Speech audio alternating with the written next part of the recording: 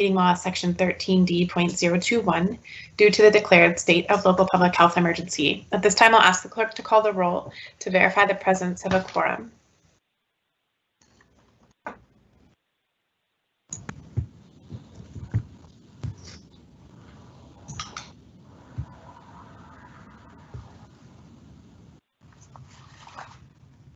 Clerk, please call the roll. I'm sorry, I was muted. Councilmember Reich. Present. Gordon. Here. Fletcher. Here. Cunningham. Present. Ellison. Present. Goodman. Present. Cano. Schrader. Here. Johnson. Here. Palmisano. Present. Jenkins. Here. Cano. President Bender. Here. There are 11 members present. Let the record reflect that we have a quorum for today's meeting. Colleagues, we have a long agenda ahead of us. Thank you all for your effort to prepare for today. We have two public hearings on the agenda. The first hearing is on the mayor's proposed reappointment of the fire chief, which was referred to us by the executive committee, and I will recognize Mayor Fry for item 1. Thank you, Madam President. So I wanted to go into some of the procedural logistics that we've been facing over the last year. As you know, Chief Friedel and I have been talking about plans for transition over the last probably 2 years now. And we were working towards a plan for transition prior to the commencement of COVID-19 and the global pandemic. And of course, we didn't want to entirely shift chiefs and leadership in the middle of a crisis like that. And so obviously the chief continued to serve through a series of different crises, including the global pandemic, the economic downturn, and then the unrest following the killing of George Floyd. And I want to tell you how much I appreciate the chief's service through that very, very difficult time. And at the executive committee, I noted that the plan was for reappointment and looking to transition by December. And so we're looking for a transition to the next chief by December. So in a way, it departs from a regular appointment that would be for a 2-year period, in that we would be agreeing with the chief that we would in fact transition by December to the next chief, and he would assist, of course, in over the next several months in making that happen. And so based on conversations that I've had recently with the chief, it could be even earlier than December. And so with that in mind, I would ask that you not move this nomination forward today while we work out the best way to move forward from a procedural perspective. So what you can do is you can open the public hearing and then not close it if in fact that is your prerogative. And then we can figure out the procedural mechanism to accomplish what we thought we would accomplish by December, but in fact do it a little even earlier. And so in addition, I know that the chief is looking forward to offering a presentation at a meeting in the future, likely in August, regarding the unrest. And I know he's ready and willing to do that per discussions and with, I believe, Councilmember Johnson. So with that, Council President, I'll turn it back over to you, but I wanted to provide that framing. Thank you, Mayor Fry. Because the process was initiated and forwarded by the executive committee, we do have the item of the public hearing on today's agenda. What I'm hearing, Mayor Fry, is a request to postpone this item for a future council meeting. We do need to open the public hearing as noticed to the public. So I will do that, open the public hearing and see if there are any speakers signed up to speak. And I will just pause and invite anyone who has signed up to speak to do so. You would have to press *6 to unmute. It looked like we had some speakers signed up, but they may not be on the line. So I'll just pause to confirm. If anyone would like to speak, you can start now.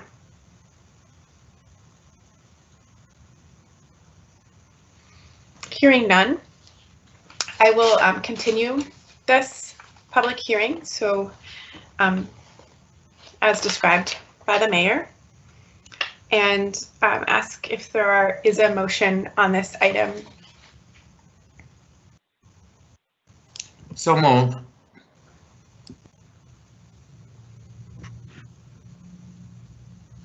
Madam President, clarification, is the motion you're looking for to continue this public hearing for 2 cycles?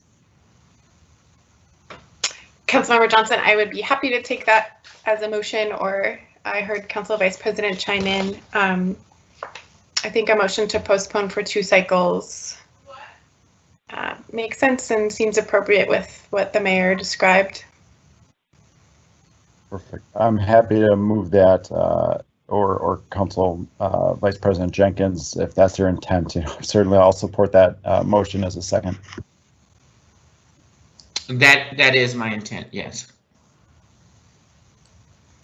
Thank you. We have a motion from Councilmember Johnson to postpone this item for 2 cycles. Mr. Clerk, I had intended to leave the hearing open for that time, but I could also close this hearing and reopen it at that time. Do you have a preference, Mr. Clerk? Madam President, that's your call. It was just one of the technical pieces we needed to take care of, so I appreciate that clarification. Thank you, Mr. Clerk. On the motion to postpone item 1 for 2 cycles, clerk, please call the roll. Councilmember Wright, Aye. Gordon, Aye. Fletcher, Aye. Cunningham, Aye. Ellison, Aye. Goodman, Aye. Kano, Aye. Schrader, Aye. Johnson, Palmisano, Aye. Jenkins, Aye. President Bender. Aye. There are 12 ayes. That carries, and that item will be postponed for 2 council cycles. The next public hearing is on the ordinance tied to new workplace regulations about freelance worker protections, which would require contracts for freelance work and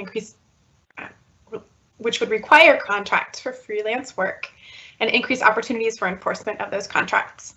This ordinance was introduced by Council Members Fletcher, Palmisano, and Cunningham, and we have Brian Walsh from the Civil Rights Department and Assistant City Attorney Andrea Neff with us to provide the staff presentation. And then we do have a public hearing noticed for this item as well. I'll turn it over to staff to begin with their presentation. Thank you.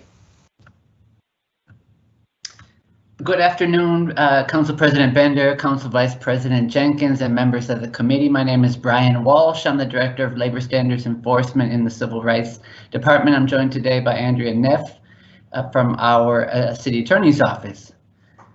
Next slide. And of course, we're here, as Council President mentioned, to introduce for public hearing your proposed freelance worker protections ordinance.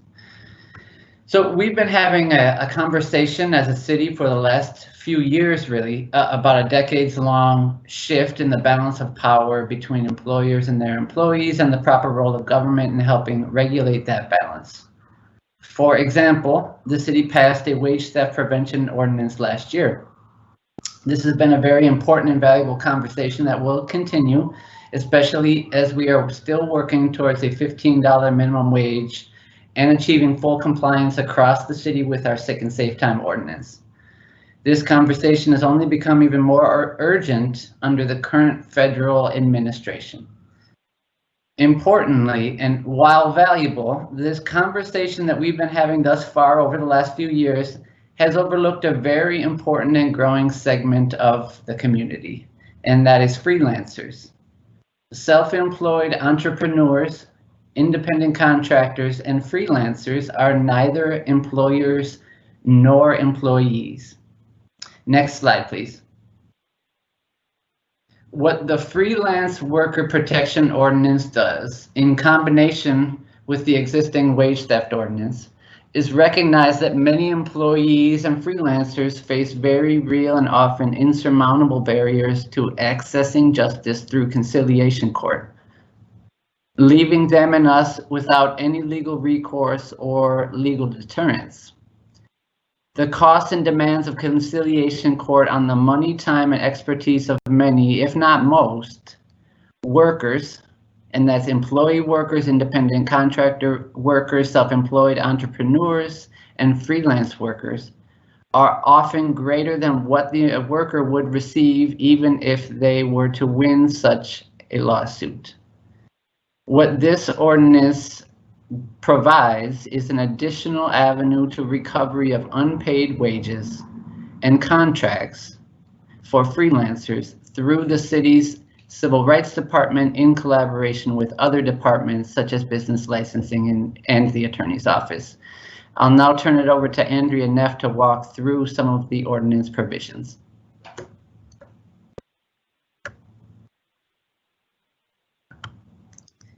Thank you, Brian. Next slide, please. This is a short summary of the scope of the proposed ordinance that is before you today for consideration. It does define a freelance worker as an individual who provides services as an independent contractor, not as an employee. This would include single-person business entities, such as LLCs, but does exclude certain salespersons, attorneys, and licensed health professionals who are governed by other laws or regulations. The proposed ordinance would apply to hiring parties, which are defined as persons or entities who contract with a freelancer for them to provide services as an independent contractor. That includes both commercial or business hiring parties and individuals who hire people in their personal capacity. The requirements are different, however, depending upon whether the hiring party is a business or an individual. As far as the location that is covered by this ordinance, it would apply anytime a freelance worker is hired to provide services within the city boundaries. Next slide, please. When a commercial or business hiring party hires a freelancer, the ordinance requires that the contract between those two parties must be in writing if the contract is for one of two amounts, either $600 or more within a year-long period, or $200 or more within a 7-day period. It also applies if the relationship is reasonably expected to reach either of those thresholds, even if that specific number is not specified in the contract. Next slide, please. When an individual hires a freelancer to do work within the city boundaries, the requirements are a little bit different. In that circumstance, a written contract is optional, but if the parties do have a written contract for $600 or more, it will be enforced by the city through this ordinance. Next slide, please.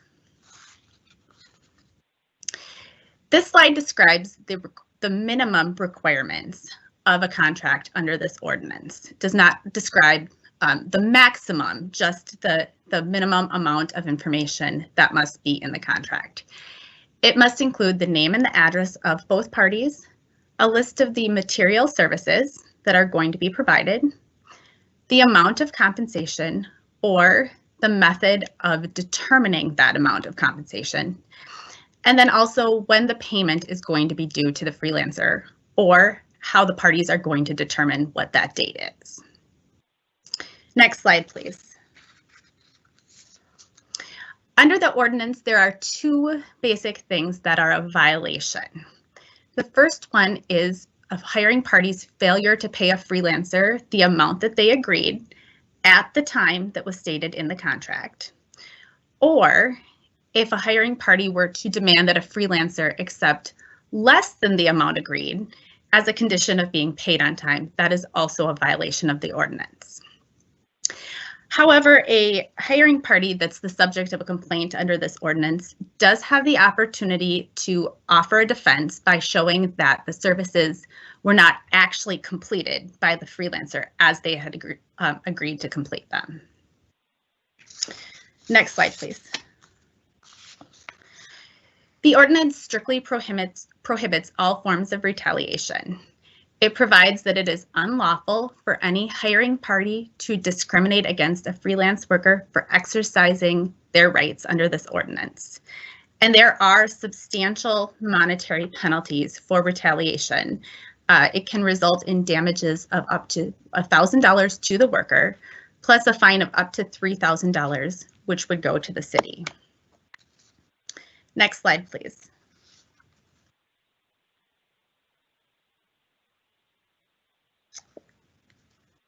The ordinance that is proposed today would be enforced by the Civil Rights Department. In order to be investigated by Civil Rights, suspected violations must be reported within 2 years or within 3 years if the violation was willful. The Civil Rights Department would follow a process that is similar to the sick and safe time ordinance, minimum wage ordinance, and wage theft ordinances in terms of the process that would be followed to enforce the ordinance. Under this ordinance, workers can recover the amount that they were owed but not paid under the contract. They can also recover liquidated damages, and the city has the ability to impose fines when appropriate. The penalties also increase for repeated violations. Next slide, please. This slide does describe the remedies that are available under the ordinance. Very briefly, the worker can recover the amount that they were not paid under the contract plus liquidated damages. If a commercial hiring party fails to put a contract into writing, there is a up to $250 fine for that. However, if that is the only violation, a freelancer must also show that they requested a contract in order to recover the $250. Civil fines can be imposed by the city for repeated violations, and there are also options for reimbursement of investigation costs and up to a $2,000 fine for a hiring party's failure to cooperate with the Civil Rights Department. These fines and remedies are similar to our other worker protection ordinances. Next slide, please. That concludes our presentation, but Mr. Walsh and I are, of course, happy to stand for questions. Thank you. Thank you both for the presentation. We will open the public hearing now, unless any of the authors want to speak before the hearing. Okay, so I'll go ahead and open the public hearing. Is anyone signed in to speak on this item? Looks like we have 2 people on the line to speak. You'll push *6 to unmute, and you can go ahead at any time. Please say your name, and then you can begin with your comments.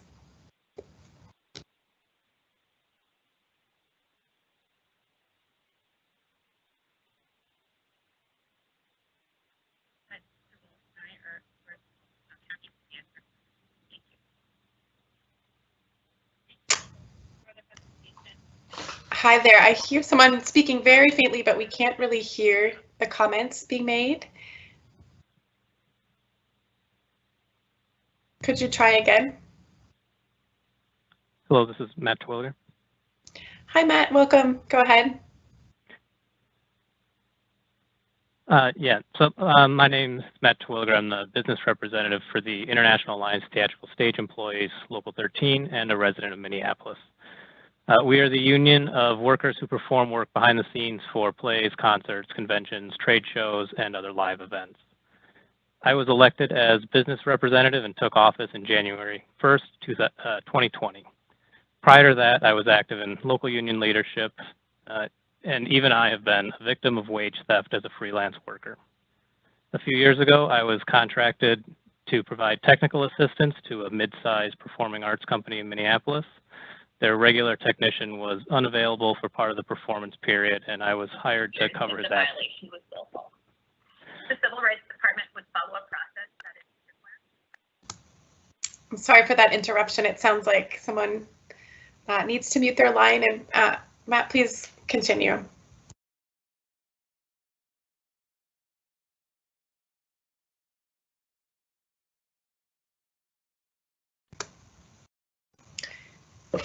Matt, if you're still on the line, you can go ahead. You may need to unmute yourself. I think maybe the tech team muted everyone to take care of that interruption. Can you hear me? There we go. Thank you. And are you able to hear me now? Yes, you can go ahead, and apologies for that interruption. No problem. I'll back up a little ways. I'm not sure where I got cut off. I was elected as the business representative and took office on January 1st, 2020. Prior to that, I was active in local union leadership. Even I have been a victim of wage theft as a freelance worker. A few years ago, I was contacted to provide technical assistance to a mid-sized performing arts company in Minneapolis. Their regular technician was unavailable for part of the performance period, and I was hired to cover his absence. I corresponded over email with a manager in the company, and we agreed on a fee for my services. We never converted those emails to a formal contract. After the performances were completed, I was contacted by the company owner and informed that my fee was too high and that they would not be able to pay it. They then offered me compensation of roughly half of what had been agreed to. I was lucky that this would not have put a significant impact on my personal finances, and I informed the company that I would accept the reduced pay, but that I would never work for them again if they chose to pay the lower amount. They paid the lower amount, and I have not worked for them again. I'm privileged enough to be able to make such demands, but many workers, especially those early in their careers, do not have that option. This ordinance will remove much of the burden of contract enforcement that freelance workers currently face. I support this ordinance. As a union leader representing stage employees, I see unscrupulous labor brokers fraudulently misclassifying workers as independent contractors. These labor brokers undermine the pay and working conditions of all workers in the live events industry. While this ordinance does not address the payroll fraud that occurs when workers are misclassified, it does remove at least a small portion of the incentive to misclassify workers. There are certainly many stories in our industry of misclassified workers not being paid for weeks or even months after they've completed their work. This ordinance will at least require those employers to provide each employee with a written contract, including payment dates, and provide a mechanism for enforcement. As a labor union, we look forward to helping workers learn more about their rights under this ordinance when it goes into effect. We also look forward to continuing to work with the Minneapolis City Council to fight back against payroll fraud, including worker misclassification. In solidarity, Matt Terwilliger. Thank you, Matt, for your testimony and your patience with the technology. We do have another speaker signed in, Davis Sensman. Davis, are you on the line? Yes, I am. Can you? Welcome. We can hear you. Yeah, you can hear me? Yes, you can go ahead. Thank you. Great. Thank you. Thank you, Council President Bender, Vice President Jenkins, and members of the Council. My name is Davis Sensman. I represent Main Street Alliance of Minnesota on the Workplace Advisory Committee, and I also work with many small business owners and freelance workers in my private practice as an attorney. In the aftermath of the recession of 2008, we saw massive downsizing of company employee workforces and massive growth of independent contractors and the gig economy. This happened for a number of reasons, but mostly because independent contractors are cheaper and protected by fewer regulations than employees. Independent contractors generally receive no benefits and cost a company nothing in payroll tax obligations, workers' compensation, or unemployment insurance. There's no reason to think that the recession following this pandemic will be any different, and that we aren't likely to see large numbers of previously employed individuals moving to contract work. The city of Minneapolis has rightly recognized that protecting the wages of workers in the city from theft is an important city interest and enacted a wage theft law to prevent employees from having those wages stolen. However, despite the fact that by far the largest concentration of gig workers and independent contractors in Minnesota live in and are hired for work in Minneapolis, the current law provides no way for those hired as contractors to enlist their city government in remedying theft of amounts due to them for work performed. The city should not deny assistance to this large section of our workforce simply based on the way these individuals were classified by the people who owe them money. To do so would encourage companies in the city to misclassify workers in order to evade wage theft protections. For these reasons, I urge this committee to advance the freelance worker ordinance So the city of Minneapolis protects all workers within its borders, no matter which way they're classified by those who hire them. Thank you. Thank you so much for joining and for your testimony. Those are the only speakers that were signed in for the hearing. Is there anyone else who would like to speak? Hearing none, I will close the public hearing and turn it over to my colleagues to make a motion on this item. Councilmember Fletcher.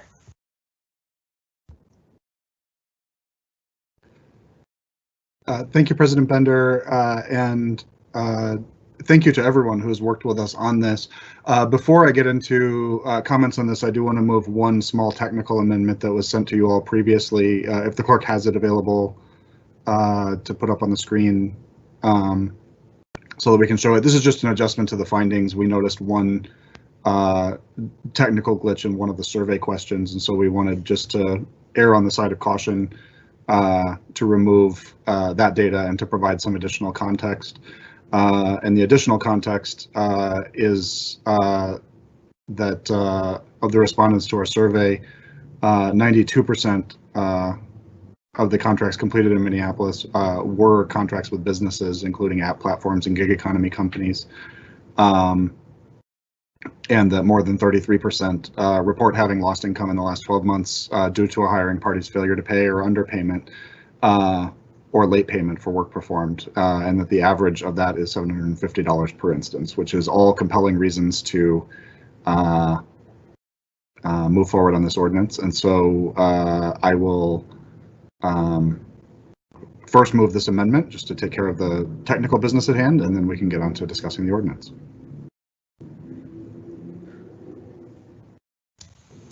Thank you, Councilmember Fletcher. Madam Clerk, would you like us to call the roll separately on the amendment, or would it be okay to move the item as amended as a whole for the vote at the end? President Bender, you can move it as amended at the end. Great. So that will be our plan. Councilmember Fletcher, do you want to make any further comment? Yes, please. Thank you. Go ahead. So I first want to just make sure to offer my thanks to everyone who worked on this, starting with where this originated, which was with the Workplace Advisory Committee, which made these recommendations to council and is really the reason that we initiated this in the first place. So I really appreciate that participation by stakeholders in thinking about our workplaces, and really kind of love the way that this developed organically out of that work. I especially want to thank Andrea Neff, our Assistant City Attorney, who gave this presentation, Brian Walsh, our Director of Labor Standards Enforcement in the division, the Director of the Labor Standards Enforcement Division in the Department of Civil Rights, Civil Rights Director Velma Corbel, and everybody who put time into this process. Thank you so much for your work. I think this has been a long time coming. One of the things that we lose in a pandemic is the opportunity for everybody to get together who's worked on this. When we passed wage theft last summer, it was a joyous occasion in person where we could hold a press conference after and really celebrate our achievement, and a Teams meeting really doesn't do this justice. This ordinance is important because freelance work takes so many different forms, and we really wanted to think creatively about how to make sure that we extend these protections that way. And we came up with some pretty novel solutions that I think are going to be helpful to a lot of people moving forward, and that have attracted some interest even from other cities who are sort of watching the way this work progresses. One of the key things that we do is we treat contracts with businesses differently than we treat contracts with individuals. So everybody was trying to figure out, how do we make sure that we are protecting people who are entering into relationships with businesses where they need protection, but not creating an undue burden on hiring the neighbor kid to mow your lawn while you're on vacation. And I think that having a differential way of treating those relationships allows us to not unnaturally interfere with casual relationships that should remain casual, but also does allow us to make sure that people are getting the protections that they need. This is talking about workers ranging from very well-paid technical workers to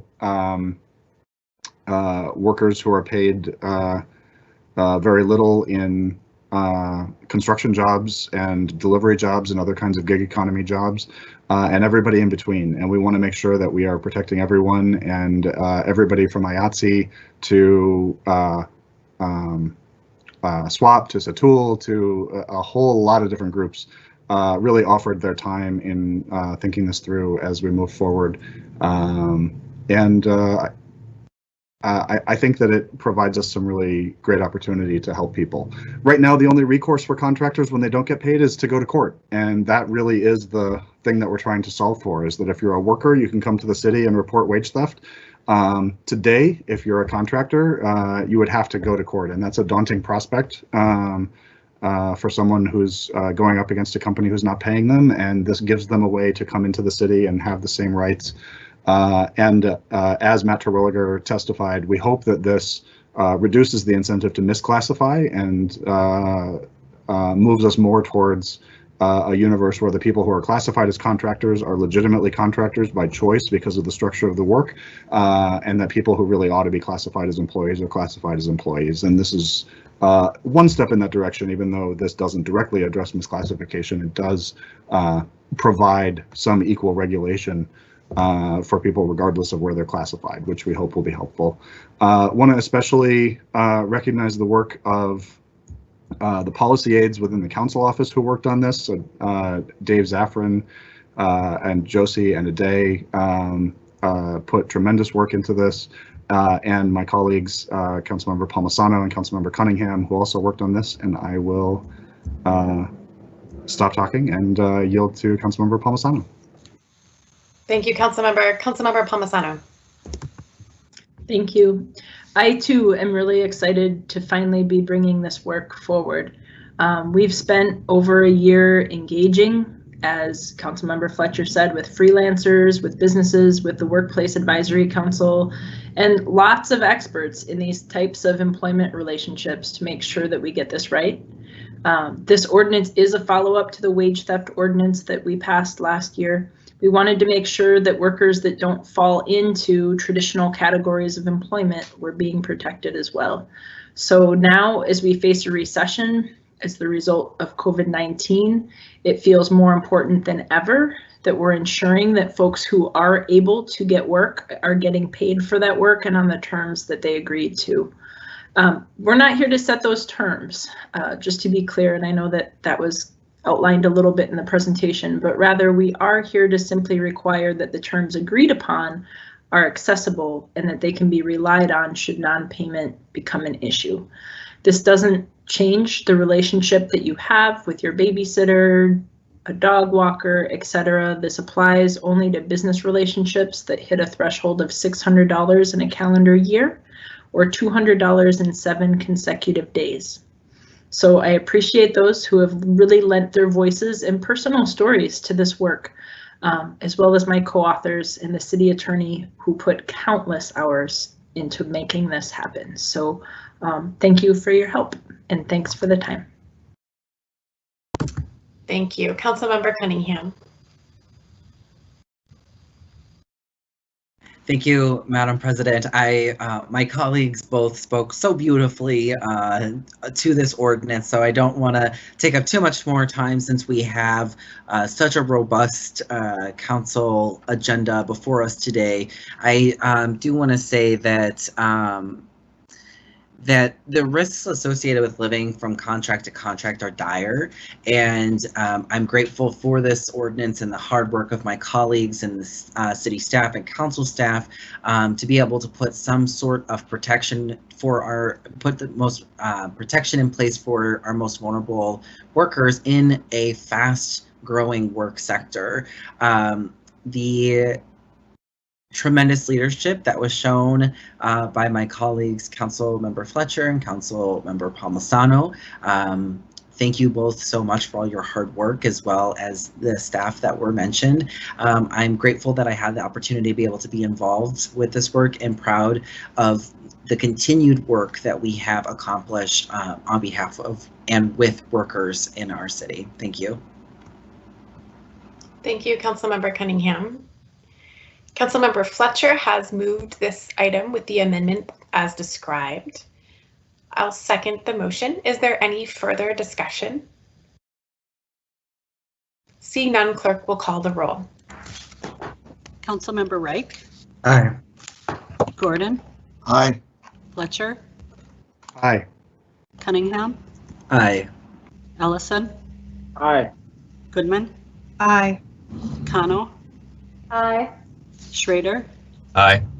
Johnson, Aye. Palmisano, Aye. Jenkins, Aye. President Bender. Aye. There are 12 ayes. That carries and will be forwarded to the council for final approval next Friday. So a week from tomorrow. We do have a special council meeting tomorrow, just specific to the budget. That concludes the public hearings for this meeting, so we will move to the consent agenda. We have 44 items on the consent agenda today. Of course, colleagues can pull any item off for comment or discussion as they wish. These are shown as items 3 through 46 on the printed agenda. And I will read them for the record before moving the items. So we begin again with item number 3. Item 3, 4, and 5 set public hearings to be conducted at the committee's next meeting, which is Thursday, August 6th. Those hearings will be for the proposed appointment of Jim Rowater to the position of City Attorney, the Police Conduct Oversight Ordinance, which amends provisions related to the Chief's disciplinary decision as required pursuant to the terms of the stipulation and order as set forth in District Court File number 27 CV 208182. And that's related to the Human Rights Department's action. And then the third is the Cultural Districts Ordinance, which amends the Planning and Development Code to add a new chapter on cultural districts and establishes boundaries and policy related to cultural districts. Item 6 refers to staff the subject matter of an ordinance introduced by Councilmember Fletcher to amend the Information Governance Code to add a new section related to surveillance. Item 7 is an ordinance relating to the creation of the Community Safety and Violence Prevention Department as part of a proposed charter amendment. As with the last meeting, this item is before the Charter Commission right now still, and this is a placeholder on the agenda. So I will move to continue this item to our next meeting scheduled for August 6th. Items 8 and 9 approve separate legal settlements as shown on the agenda. Item 10 authorizes the city attorney to join other local governments in filing an amicus brief on the Fulton versus City of Philadelphia case before the United States Supreme Court. Item 11 is acceptance of a COVID-19 response grant from the Women's Foundation. It includes a resolution appropriating those funds to the Coordinator's Office for Direct Assistance Program through contracts with local organizations. Item 12 authorizes a no-cost joint use agreement with Substance Church for shared use of a surface parking lot adjacent to the church and the convention center. Item 13 authorizes a contract amendment with Restoration and Construction Services in a total revised amount not to exceed $265,586 and an extension of that contract through September 30th for their work required on the 3rd Avenue ramp repair project.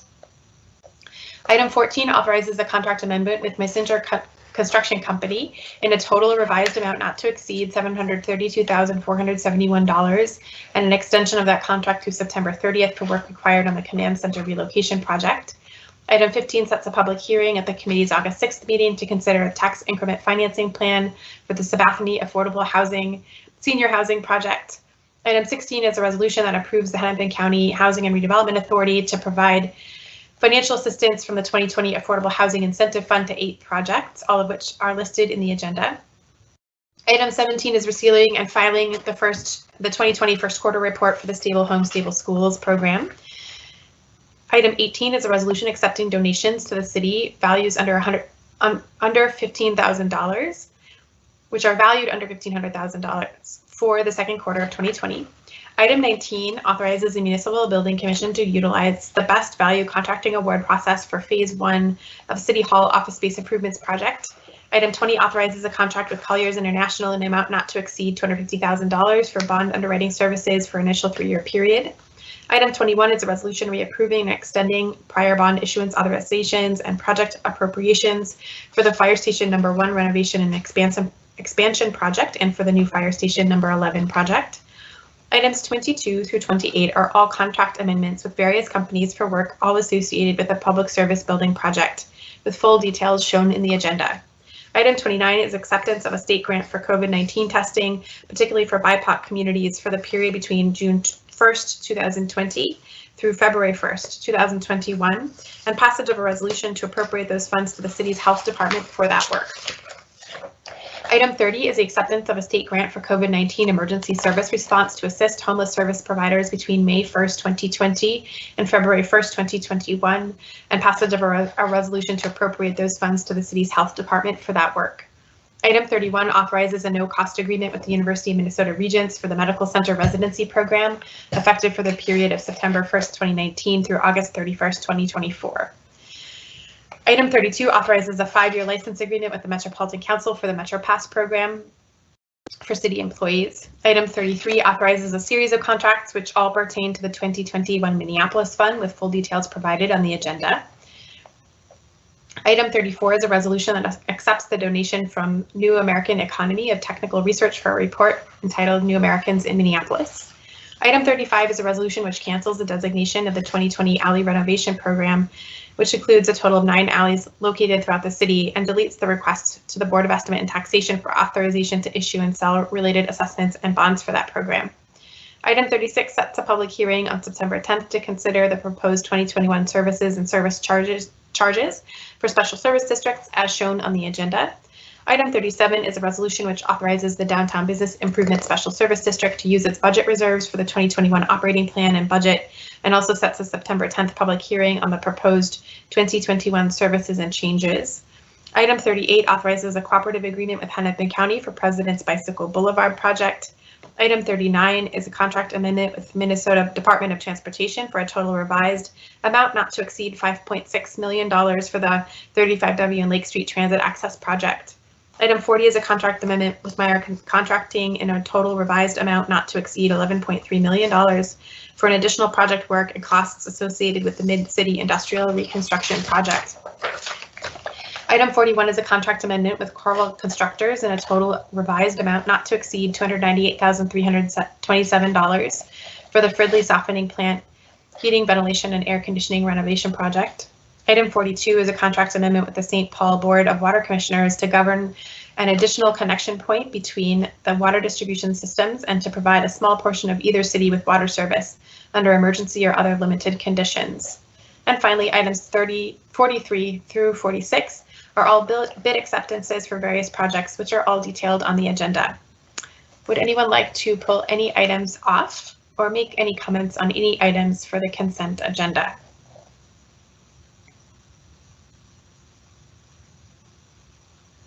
Seeing none, I will move approval of the consent agenda, including that item number 7 would be continued to the August 6th meeting. Any discussion on that motion? Seeing none, clerk will call the roll. Councilmember Reich. Aye. Gordon. Aye. Fletcher. Aye. Cunningham. Aye. Ellison. Aye. Goodman. Aye. Kano. Aye. Schrader. Aye. Johnson. Aye. Palmisano. Aye. Jenkins. Aye. President Bender. Aye. There are 12 ayes. That carries and the consent agenda is adopted. That brings us to our discussion items, which we have a number of today. The first item is number 47 on the agenda, and that's considering an amendment to the city's 2020 Consolidated Action Plan for COVID-19 Emergency Solutions Grant supplemental funding. And I believe we'll have Angie Skildum from CPED to present this item. Madam President, it's actually Andrea Brennan. Perfect. Will be presenting this item. So I believe this is the presentation. Let's see. I think that there's a presentation that should be up. Yes, thank you, Mr. Clerk. This was a presentation listed under item 47, or Madam Clerk, which gives a little overview of a number of the items on today's agenda. Yes, and while that presentation is loading, I'll just introduce myself. I'm Andrea Brennan, Interim Director of Community Planning and Economic Development, and I'm going to provide some context for the next 3 items on the agenda, number 47, 48, and 49. Next slide, please.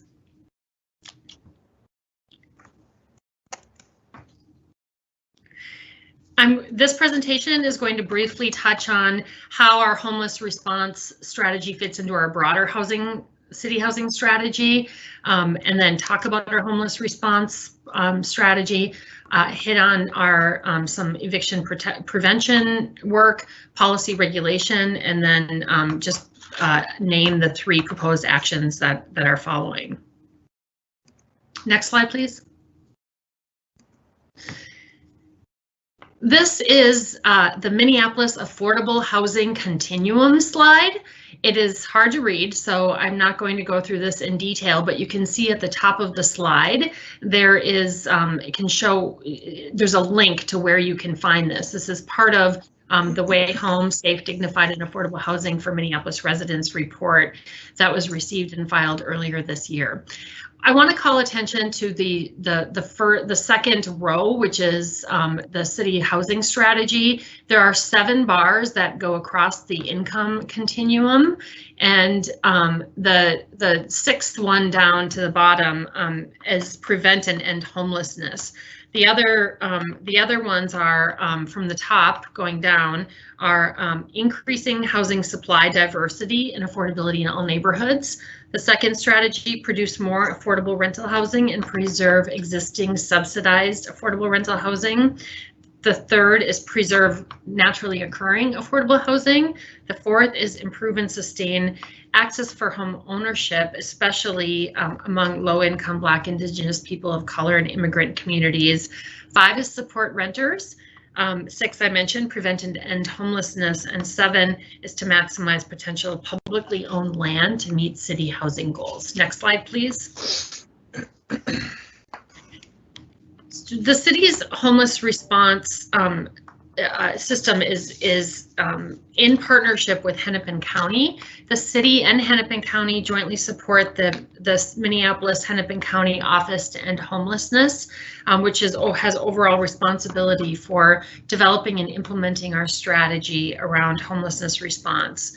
The city specifically funds street outreach, rapid rehousing, and shelter improvements through a mix of federal emergency solutions or ESG grants from the federal government, and as well as city general fund dollars. In addition to this funding for homelessness response, we make large investments in the creation of permanent affordable housing.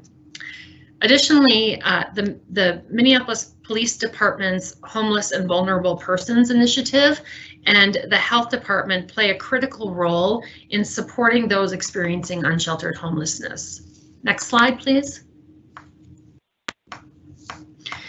Specifically, in response to the COVID-19 pandemic, the city and county have worked closely on responding and protecting persons who are experiencing unsheltered homelessness.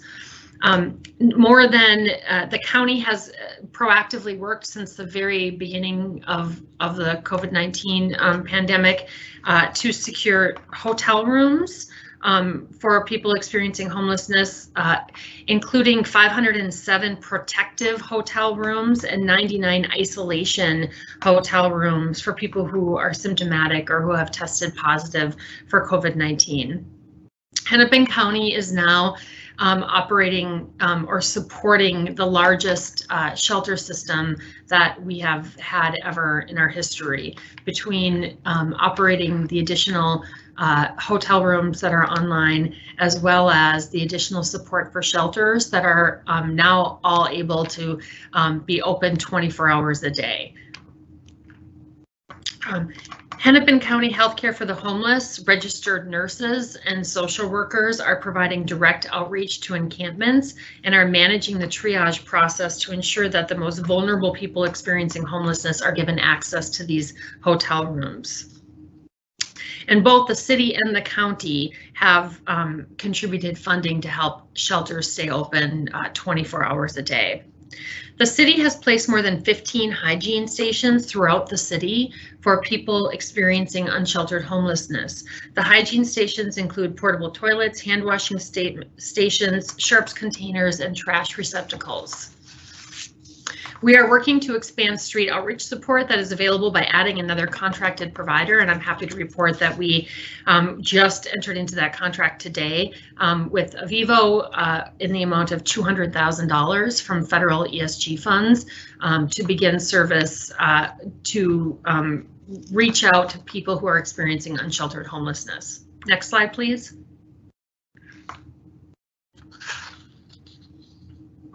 In addition to the actions we've taken in partnership with the county since the beginning of COVID-19, we are also working to advance the new wave of ESG funding that the city is receiving. We'll propose, and this is the subject of two more items from now. You'll hear a lot more about this, but next steps in our homelessness response are to make recommendations to fund directly three shelters: women's shelter, medical respite for medically fragile persons experiencing homelessness, and culturally specific shelter for specifically targeted to meeting the needs of Native American population. In addition to the proposals which you are considering today for these direct shelters, the city and the county have also jointly issued requests for proposals for the remaining ESG funds that the city and the county have available. And those proposals are due on Friday, so they're due tomorrow. We have a really tight turnaround time where the city and the county will be reviewing those proposals and hopefully making recommendations for awards within a week or two, so that if there are proposals that are out there among providers, nonprofit organizations, community organizations that are ready to go, that we're able to provide support for them and get them going as soon as possible. Next slide, please.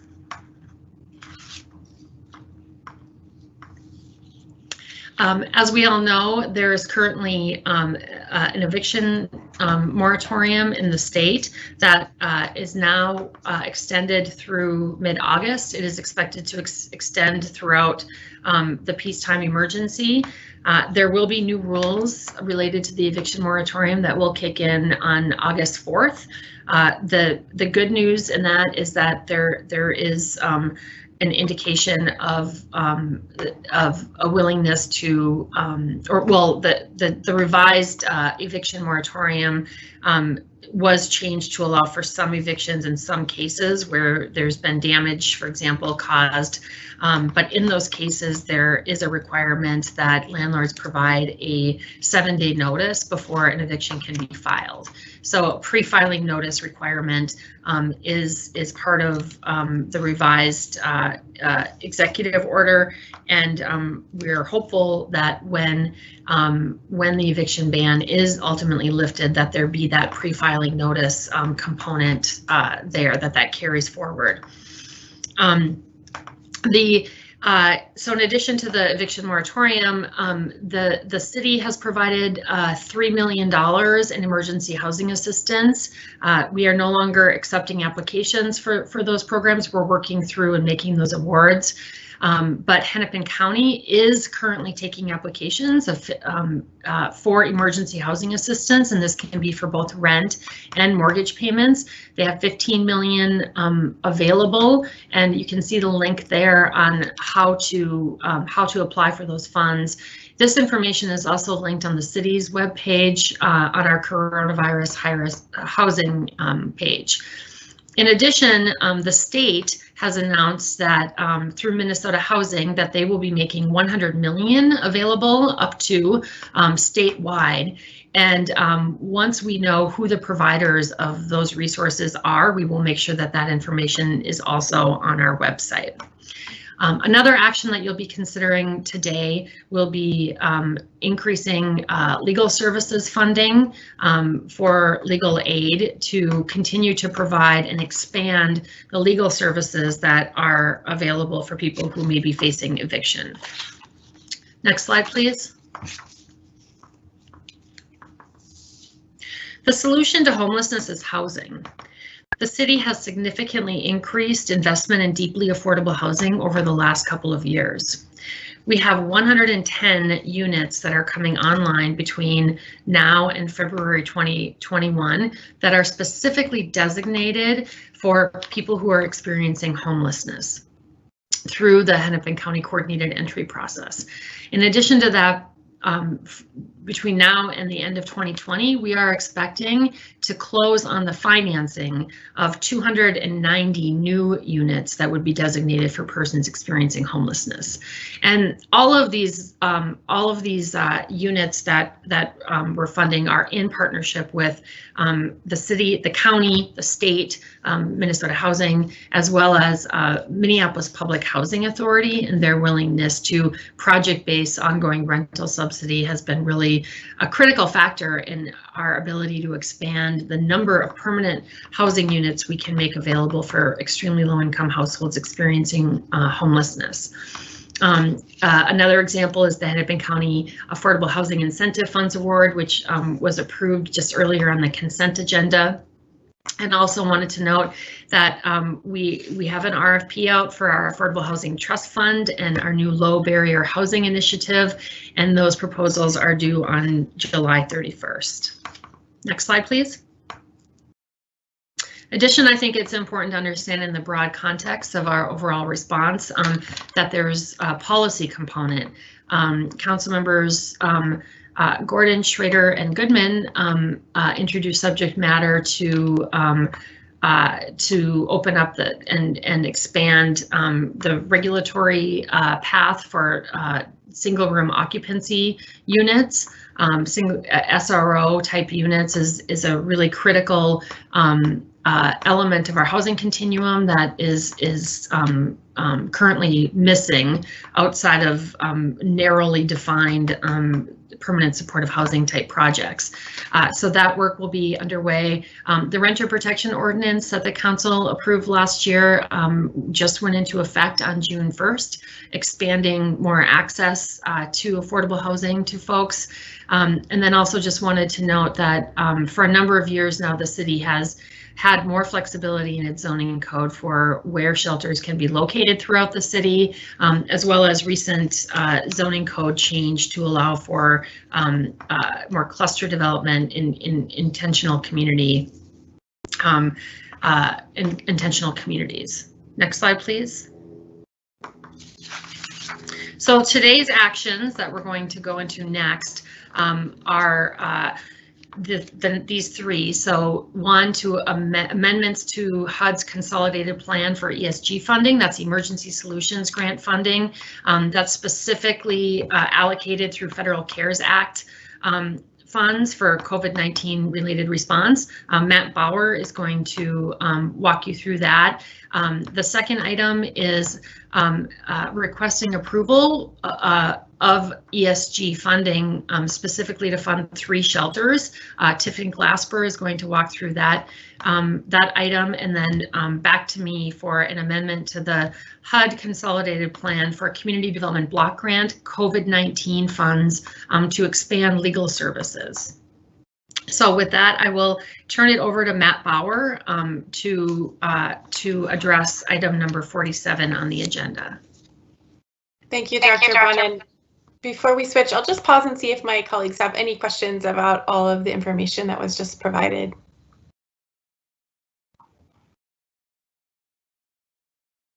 Okay, I don't see any. Thank you so much for taking the time to go through all of that. I do think it is really helpful to have these items in that greater context. So we have Mr. Bauer. Welcome.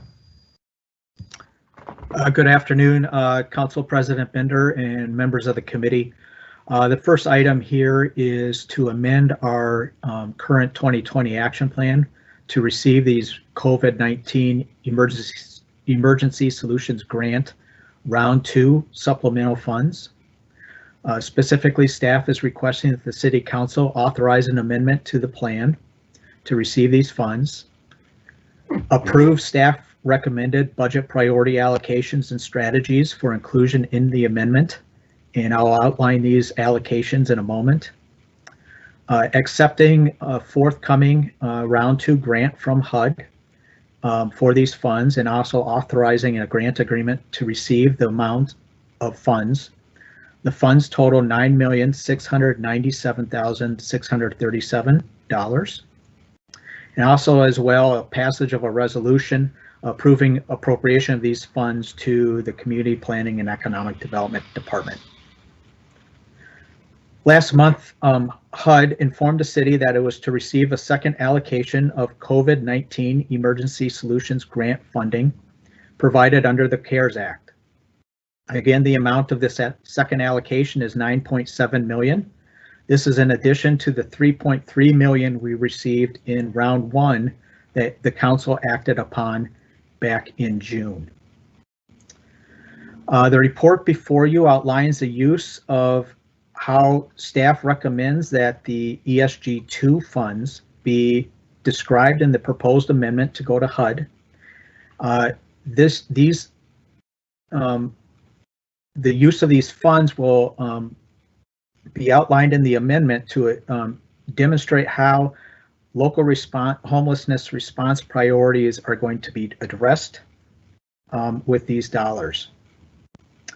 Since the announcement of the second allocation, the city and county staff have met to review how these funds could provide an opportunity both to strategically respond to COVID-19 related issues facing those with homelessness in our community, and also as well to reshape the local homelessness response system in a way that could result in measurable decreases in homelessness by building out a fuller array of housing interventions.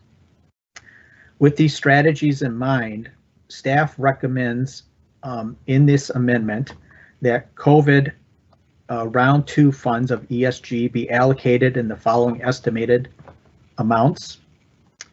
For emergency shelter programming, approximately $5.5 million. And that will be described in Tiffany Glasper's RCA next. As Ms. Brennan mentioned in her presentation, the city and the county have a joint RFP out currently. We anticipate awarding up to approximately $4 million for those through that process for an array of eligible activities under the Emergency Solutions Grant. It could be rapid rehousing, it may be shelter diversion efforts, as well as shelter operating dollars, shelter renovation dollars as well as street outreach responses. Staff is requesting that to support the agencies that will be receiving these funds in reporting to HUD their accomplishments, that an award of $48,000 be made to the Institute for Community Alliances to support the administration of HUD's homeless management information system. And then we are also requesting a reservation of up to the allowed amount of 10% of the grant for any future identified administrative costs that the city may incur with management of this grant, but that will only be considered after we review what has come through the RFP process. Finally, we as staff are recommending that the amendment revise the city's current position on funding of operations in emergency shelters. For purposes of the COVID-related Emergency Solutions Grant funding, staff is recommending that the city provide operating funds for emergency shelters as a permitted use of these funds, effective with the date of the amendment that we will be submitting to HUD, through the period of performance associated with these funds, that is ending September 30th, 2022. This temporary policy flexibility with emergency management or emergency shelter operations will allow for a new culturally specific emergency shelter to come online later this year, and that will be brought up in the forthcoming request for council action from Ms. Glasper. And with that, that concludes my presentation, and if you have any questions, I will try to answer them, or Ms. Brennan is here as well. Thank you. We have a question or comment from Councilmember Gordon. Actually, I don't have a question. I just wanted to move approval of all the items under 47 as just articulated by staff. Thank you, and thank them for their great work. Thank you, Councilmember Gordon. Is there any discussion on Councilmember Gordon's motion to approve this item? Seeing none, clerk will call the roll. Councilmember Reich. Aye. Gordon. Aye. Fletcher. Aye. Cunningham. Aye. Ellison. Aye. Goodman. Aye. Cano.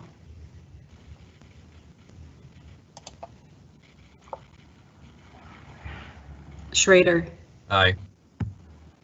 Johnson. Aye. Palmisano. Aye. Jenkins. Aye. Cano. Aye. President Bender. Aye. There are 12 ayes. Thank you. That item carries, and that will bring us to item number 48, which is related. Also related to the 2020 Emergency Solutions Grant supplemental funding recommendations. And for this, I believe we'll have Tiffany Glasper from CPED give us some detail. Yes, thank you. Thank you so much, Council President Bender, Vice President Jenkins, and members of the committee. My name is Tiffany Glasper. I am a Senior Project Coordinator in the Residential Finance Division at CPED. As Matt Bauer described at his previous item, we have additional CARES Act Emergency Solutions Grant resources. I am before you today recommending approval for 3 awards utilizing a portion of those funds. The total funding being recommended in my report today equates to just over $8.3 million in CARES Act ESG funds. It'll be $2,747,550 from Phase 1 and $5,566,445 from Phase 2. This large one-time funding increase through the CARES Act provides an opportunity for us to strategically respond to COVID-19 and to reshape and strengthen the city-county homelessness response system to better serve persons experiencing homelessness in the future. The city and the county have worked with other community partners to bring forward this funding package for 3 individual critically needed shelter projects. All 3 projects are a response to the significant increase in unsheltered homelessness that has occurred locally since the beginning of the COVID-19 pandemic and the resulting economic turbulence. The projects and the city's recommended ESG participation are as follows. First, the Gordon Center project is proposed as an emergency shelter for individuals identifying as female experiencing homelessness and will be located at 2220 16th Avenue North in the Willard Hay neighborhood of North Minneapolis. The building is currently a vacant school. The building contains approximately 25,000 square feet and will be renovated to accommodate a 30-bed women's emergency shelter facility with the capability of expanding to 50 beds. The building is currently owned by the Minneapolis Public School District and will be sold to Hennepin County for this proposed use. The county has secured ongoing operating support for the project in the amount of $400,000 per year. And county staff is also working to select an experienced shelter provider to operate the facility. It is anticipated that the project will begin construction early this fall, with expected occupancy beginning in February of next year. The Gordon Center project is a direct response to an identified gap in our shelter system for women, and staff were recommending a total of up to $4.5 million in CARES Act ESG funding to support this important project. Second is Exodus 2.0, a component of which will improve our homelessness response system by providing shelter for medically frail homeless individuals exiting hospital settings. This project is the adaptive reuse of an existing 190,000 square foot building, 6-story building previously operating as a nursing home.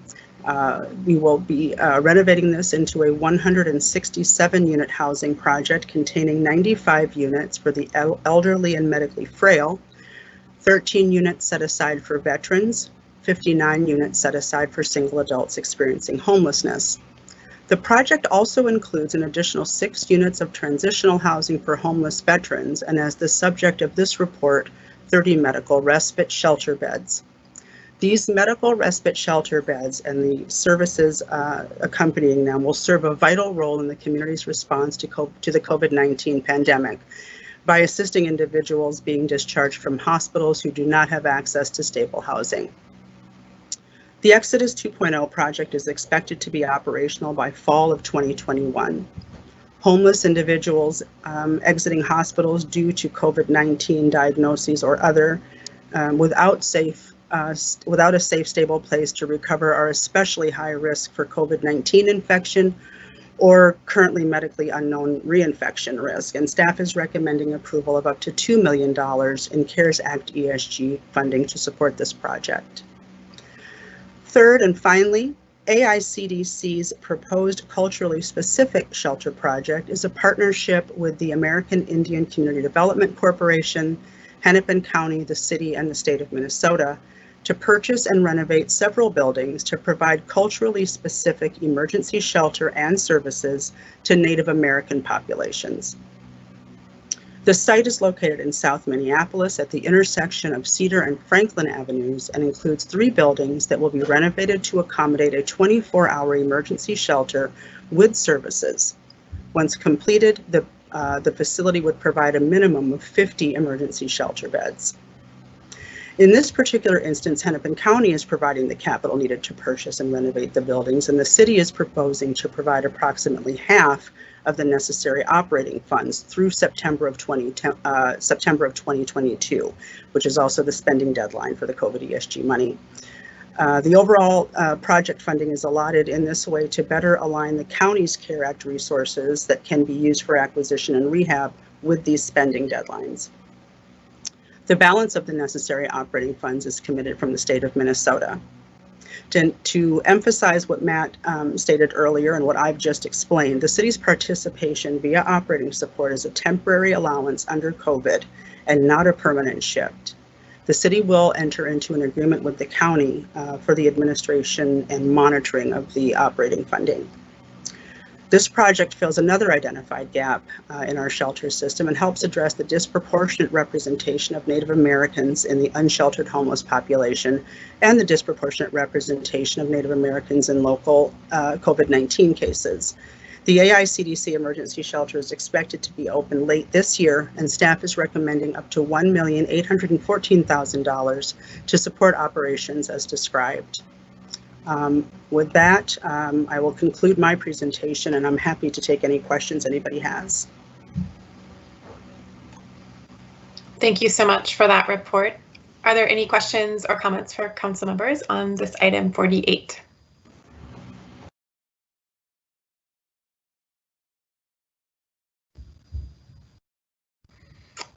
Councilmember Gordon.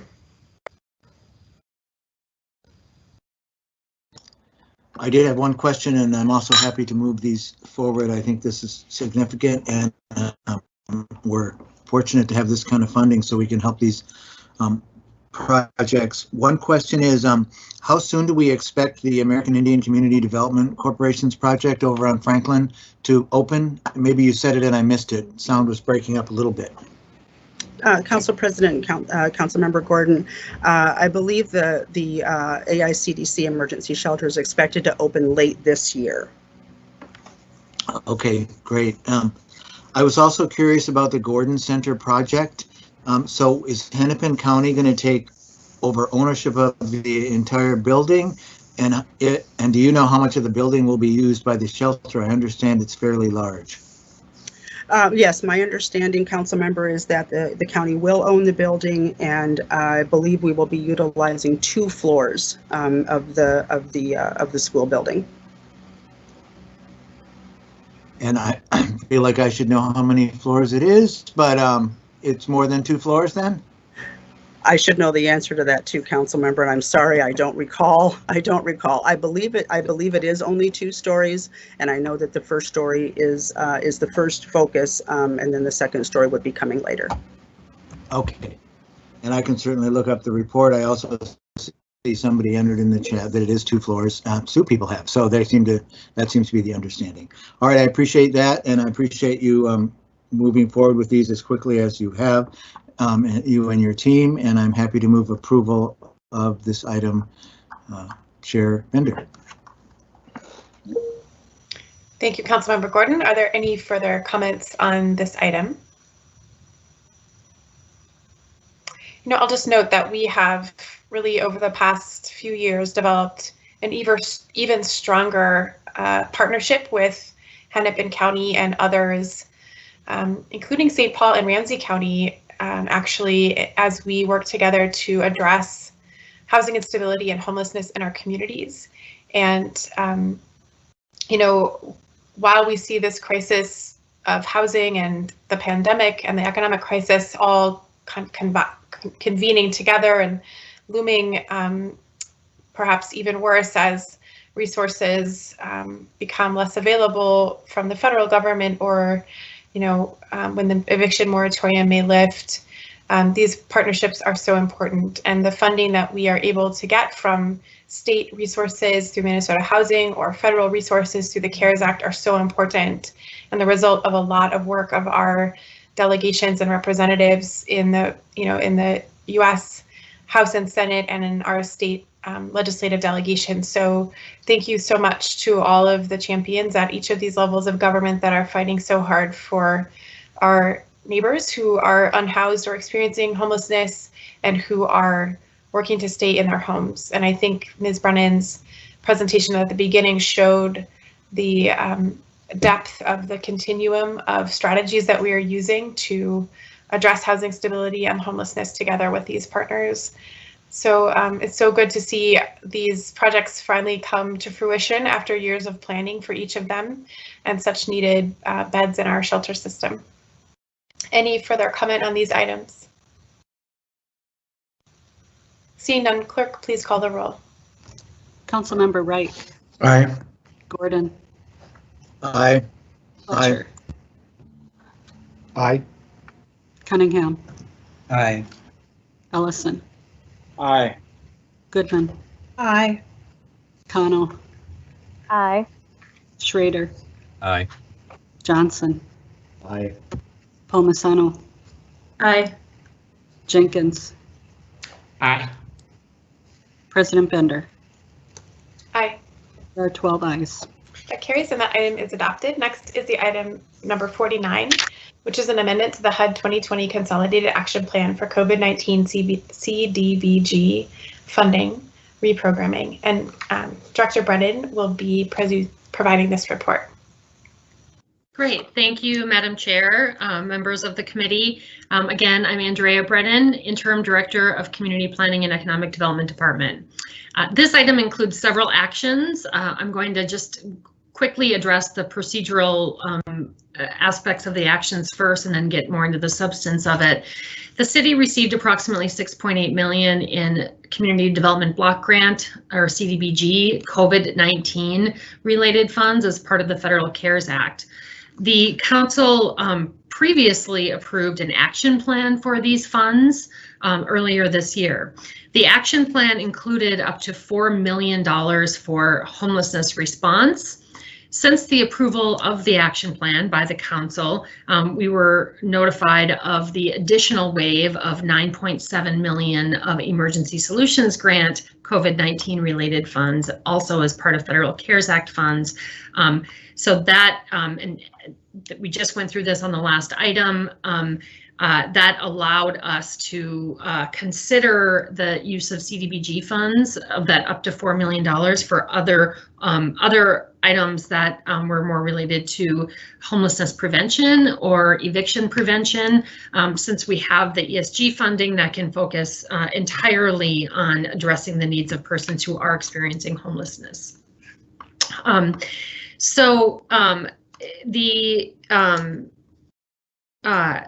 So now I'm going to shift to the procedural requirements here are that in order for this action to happen, the CDBG action plan needs to be amended to allow for reprogramming of a portion of the $4 million that's allocated for homelessness response to the item that is eviction prevention and housing stabilization services. So that has to happen along with directing staff to seek public comment or receive public comment and then submit the amended action plan to HUD for approval. So the substance of this, what we're asking today and recommending is for expanding legal services to serve low-income Minneapolis renters.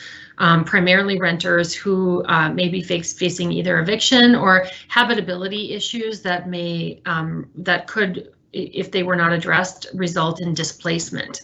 The city's support for legal services is critical to the city's goals around anti-displacement, housing stability, and tenant protections.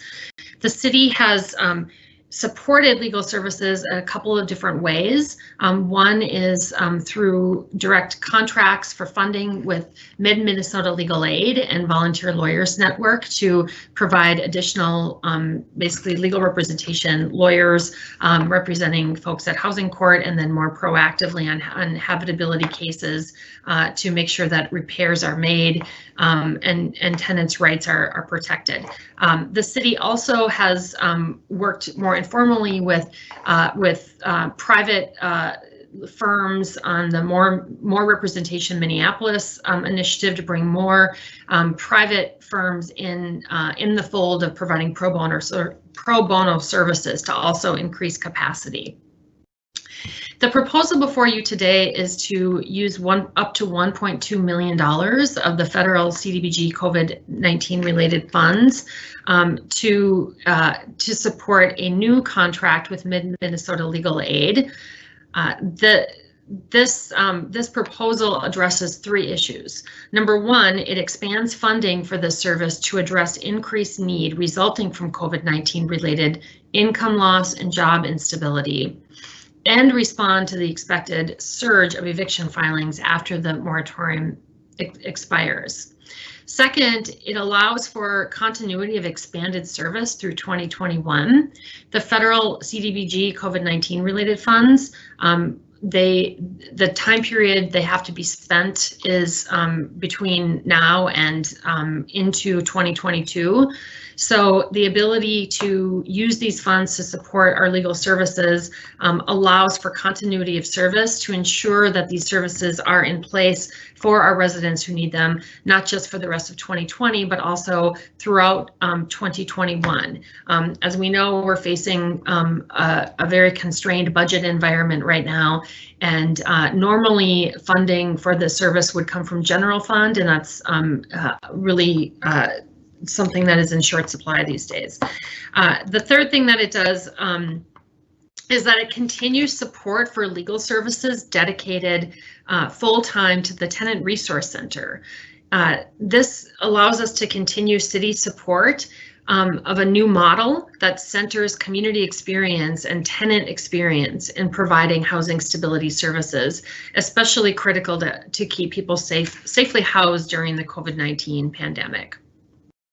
Just a note here is that this 1.2 million of funding would, in essence, replace the existing contracts that we currently have with Mid-Minnesota Legal Aid, and those contracts currently total approximately $500,000. So the net increase to legal aid to continue these services, address the surge in evictions expected as part of the moratorium lifted, and extend through 2021 is an additional $700,000.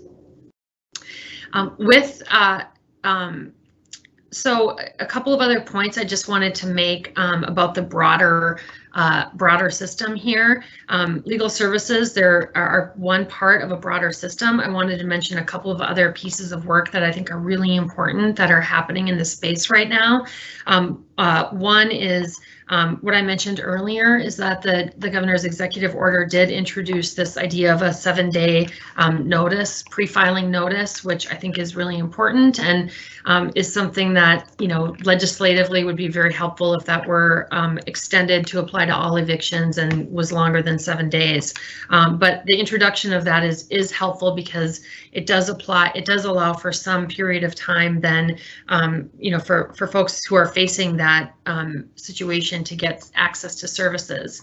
Second, I wanted to just note that Hennepin County just last week approved a 1.2 million of their federal CARES Act funds to establish a affordable housing stabilization fund, and this fund allows for proactive outreach to households who are facing eviction to make sure that they get connected to emergency housing assistance that's available. As I mentioned previously, in the broader overview, Hennepin County has 15 million available in emergency housing assistance, and the state just announced another 100 million of housing assistance available statewide.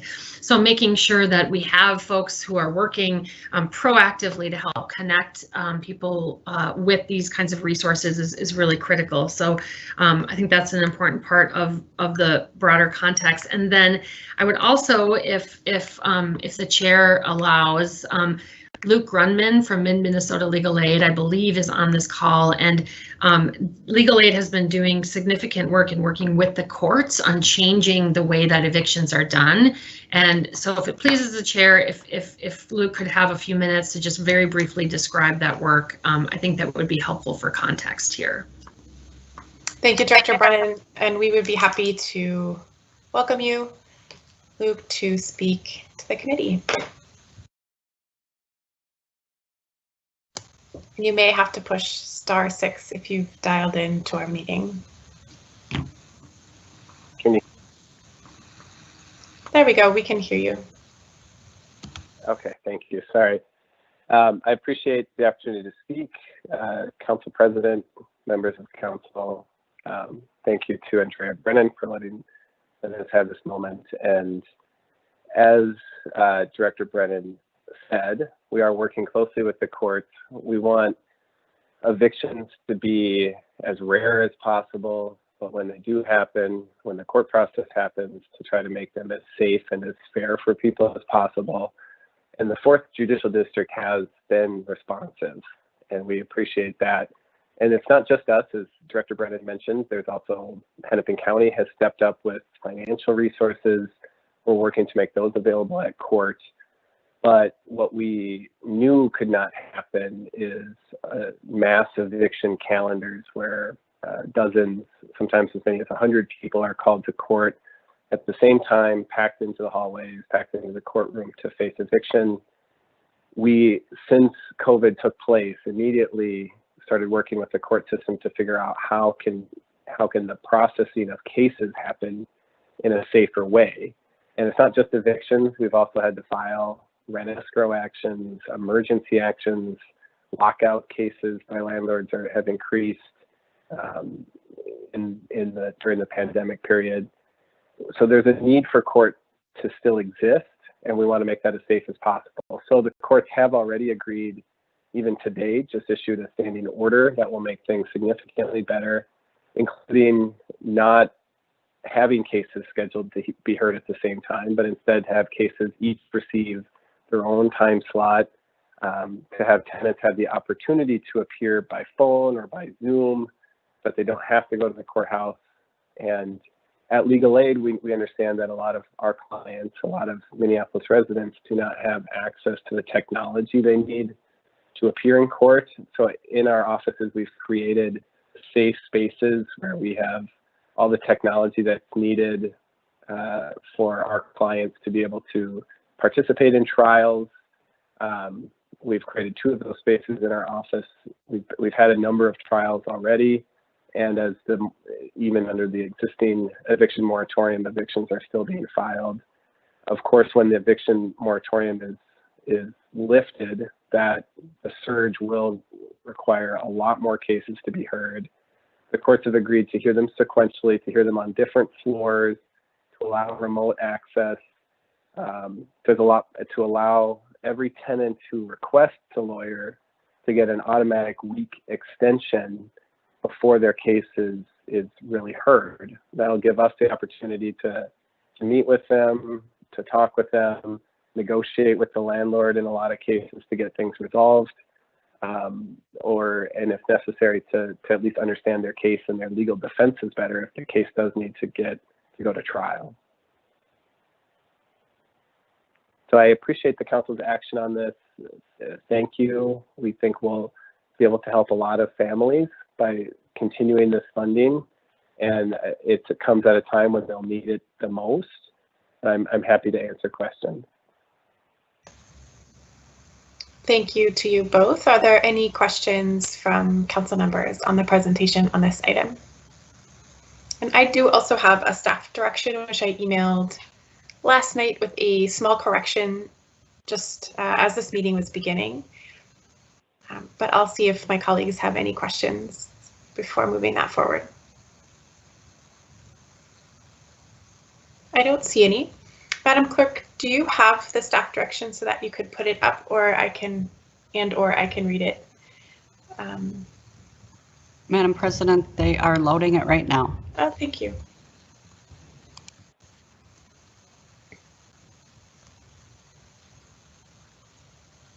So as Director Brennan noted, we did shift the source of some of the legal services funding from general fund to this federal source.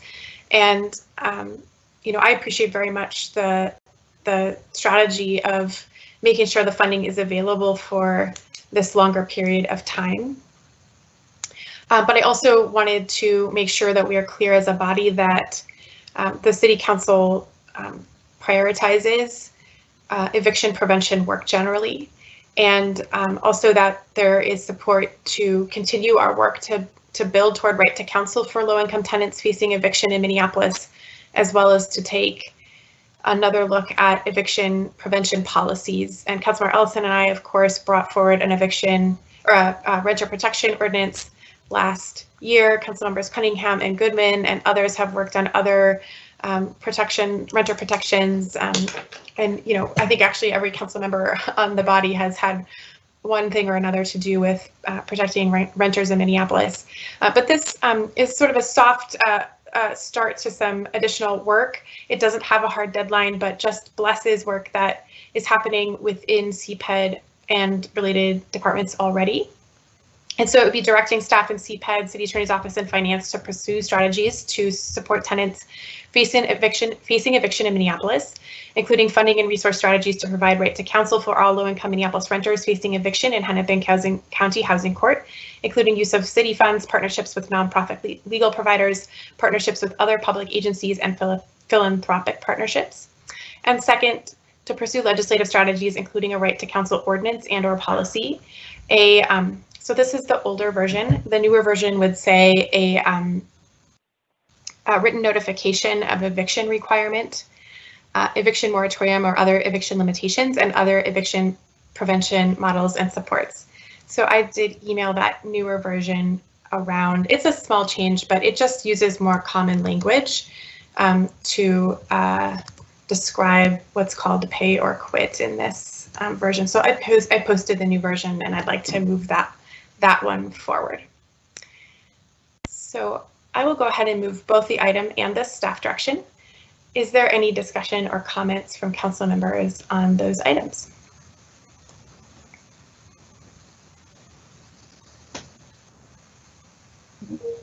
Councilmember Fletcher. Thank you, President Bender. I just wanted to thank you for moving this forward. I think it's really important work. I was just on a phone call yesterday with a constituent who is really benefiting from the advice that we do support, and I think expanding that and really making sure that everybody has representation in court and that we're protecting people from eviction is just incredibly important work, and I'm grateful that you have kept it moving forward.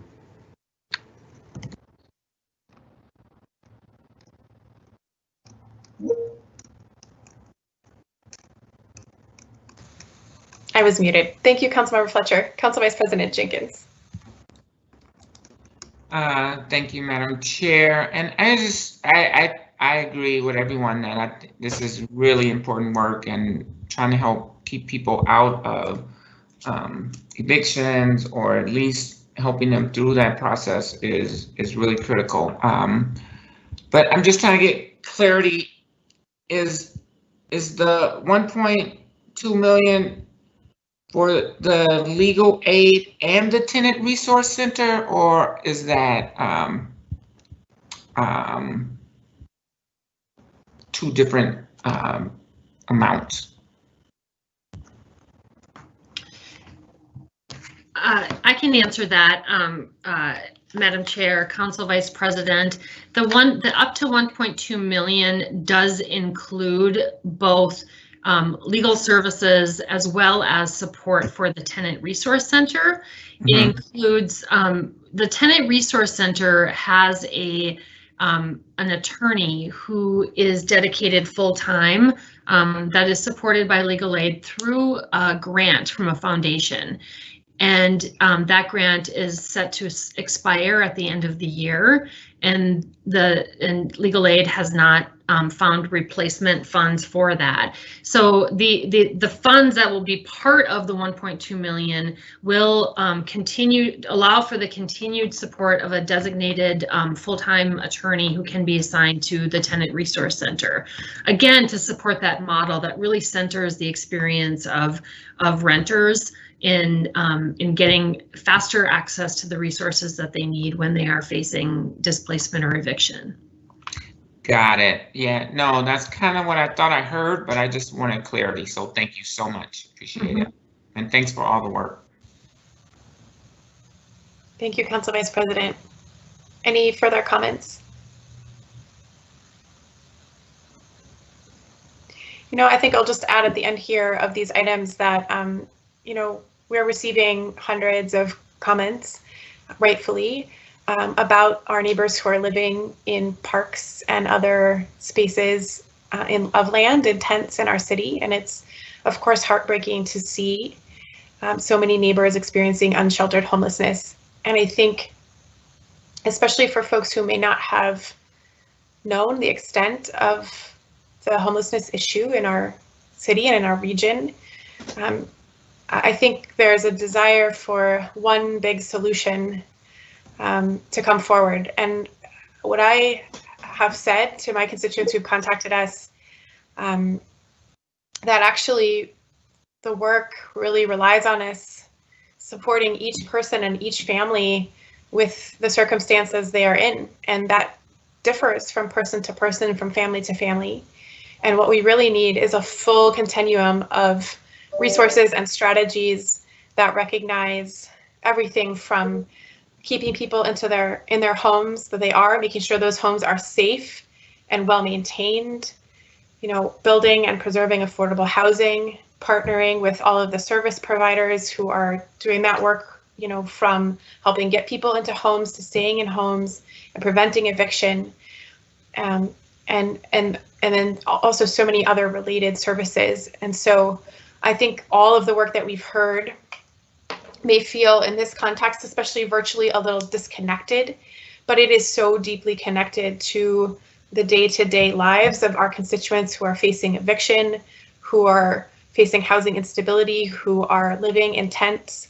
I mean, we have neighbors living in tents in our community because they have an eviction filing on their record.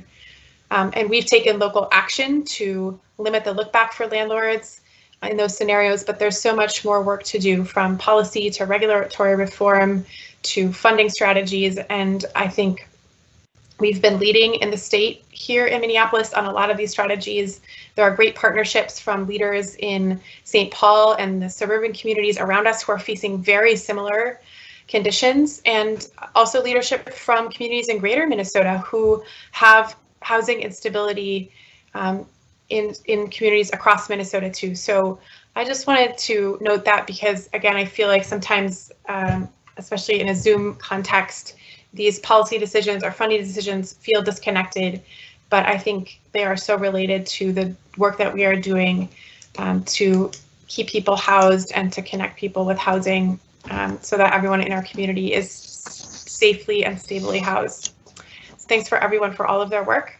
I don't see anyone else wanting to speak, so I'll ask the clerk to please call the roll on item 49. Councilmember Wright. Aye. Gordon. Aye. Fletcher. Aye. Cunningham. Aye. Ellison. Aye. Goodman. Aye.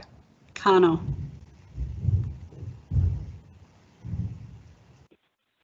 Schrader. Aye. Johnson. Aye. Palmisano. Aye. Jenkins. Aye. Kano. Aye. President Bender. Aye. There are 12 ayes. That carries and that item is adopted. Next is item 50, which is a report about the Aquifer Thermal Energy Storage System in the Towerside Innovation District, which includes some additional directions and a full report on this project. So Eric Hansen from CPED is here to provide that staff report. Welcome, Mr. Hansen. Thank you, Council President and members of the committee. My name is Eric Hansen. I'm the city's Director of Economic Policy and Development. And as the Council President said, we're discussing the Aquifer Thermal Energy Storage System in the Towerside Innovation District. I can wait for the slides to come up. If I can go to the second slide, please.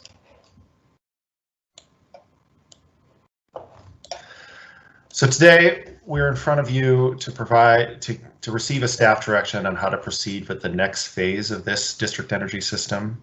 Towerside has approached the city of Minneapolis for up to $22 million in common bond financing to construct this aquifer thermal energy storage system and related system improvements and private developments in the surrounding area for a district heating and cooling system. The subject of the report is to get the direction specifically to spend up to $20,000 with the city's municipal advisor Ehlers to complete a full estimate of the costs and the bond underwriting and legal expenses. Based on Ehlers' experience refinancing the St. Paul District Energy System, expects that these costs for full underwriting and legal expenses will at least exceed $100,000 in range to potentially $250,000. Next slide, please.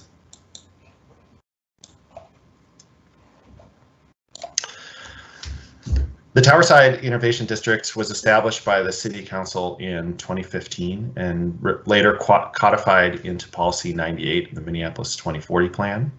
It is an area east of the University of Minnesota in the Prospect Park neighborhood.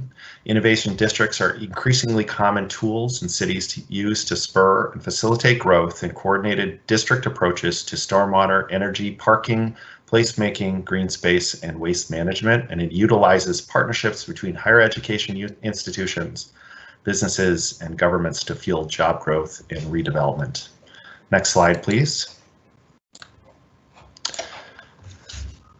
The image in front of you depicts the Towerside area. University Avenue will bisect this area right down the middle in a diagonal fashion from the upper left to the lower right.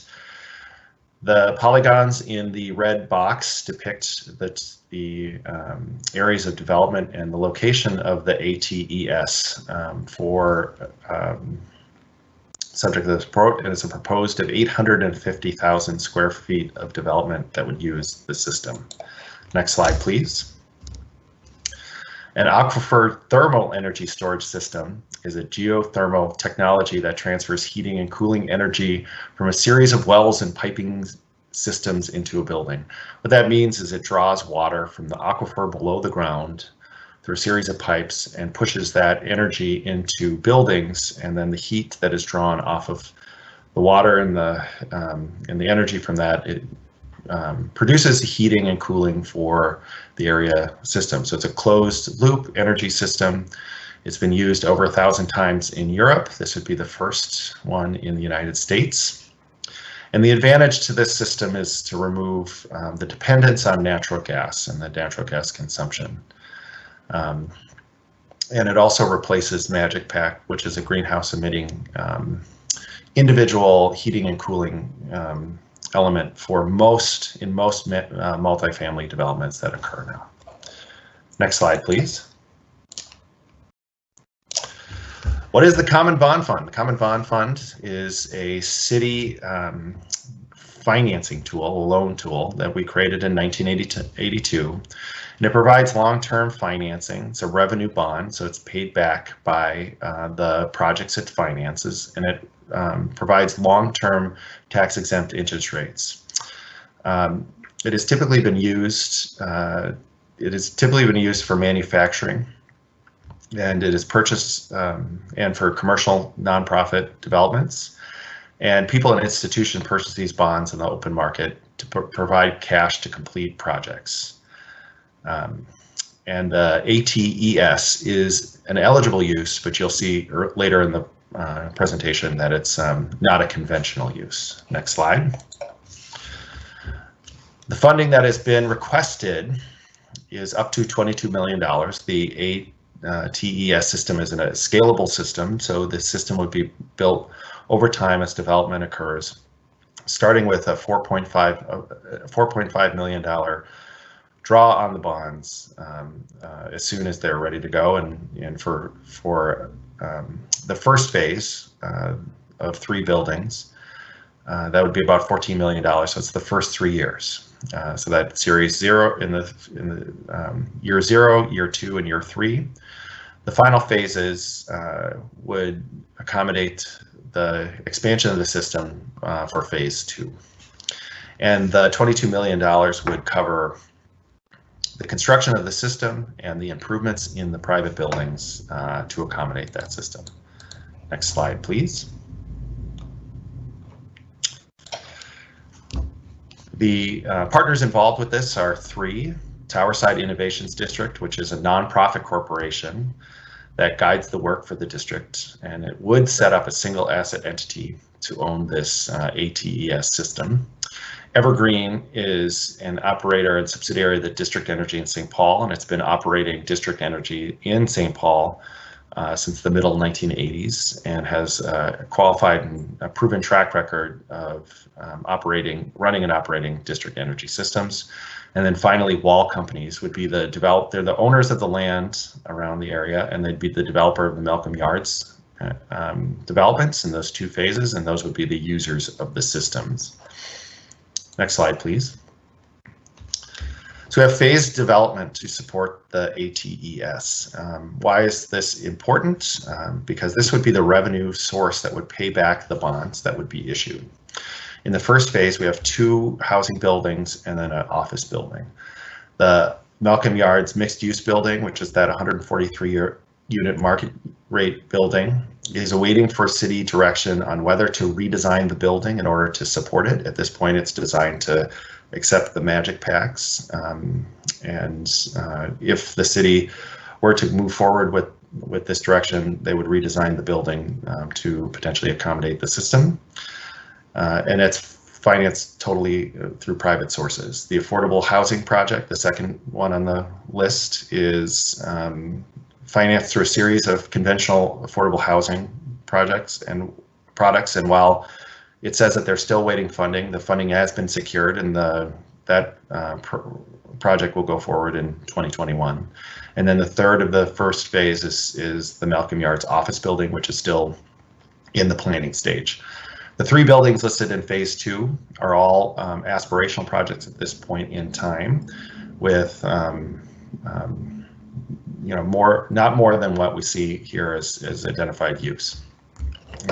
But the development in the area, being next to the University of Minnesota along the Green Line in between Minneapolis and St. Paul, we expect that there will be development interest in this area. Next slide, please. Some policies that the City Council should be aware of as you consider this, and what are the potential savings in carbon.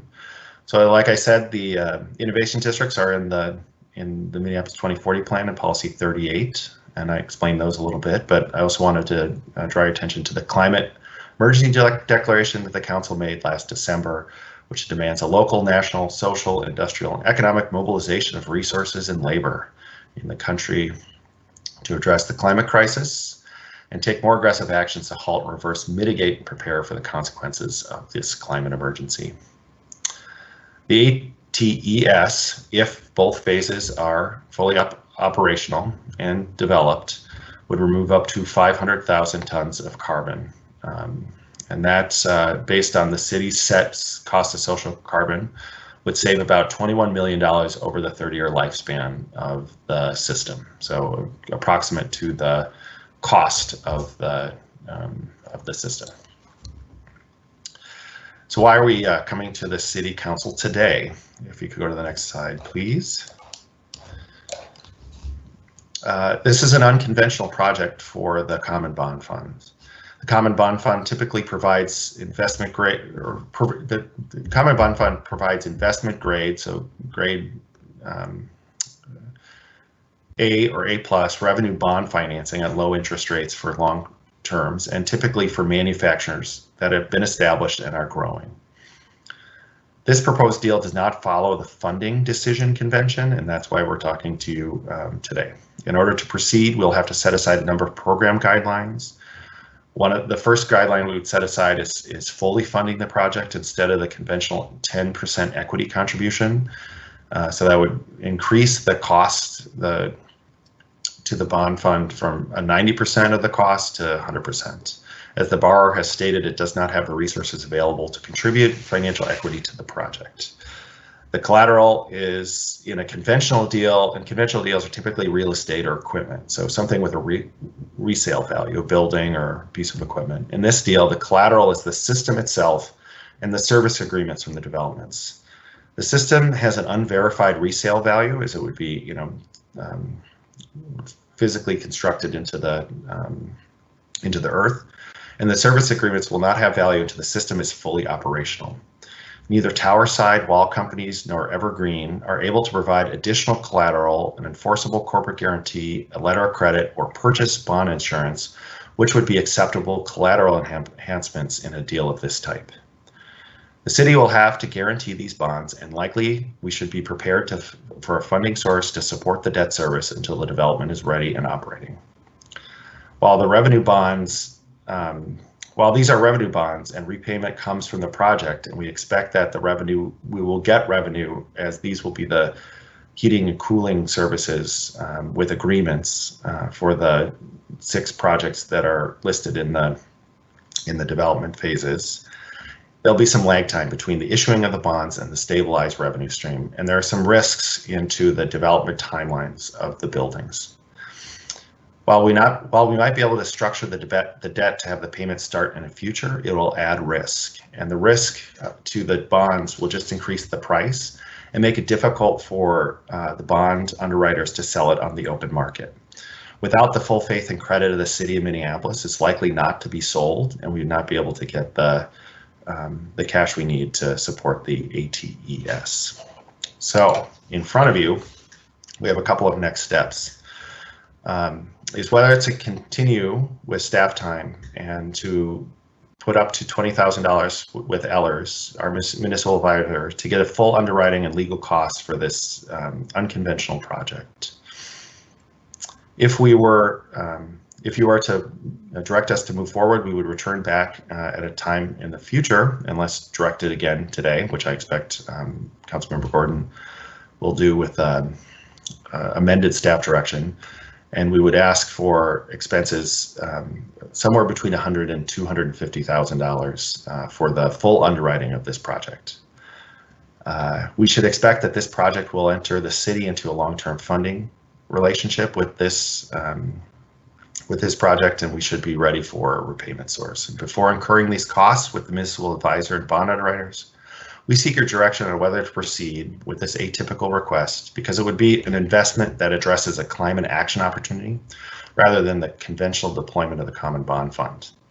We'd like to see if this type of risk is what the City Council was thinking about when it resolved to establish the Innovation District and the climate emergency last December. So prior to standing for questions, and if you wish, Madam Chair, we do have 3 representatives from the Towerside team.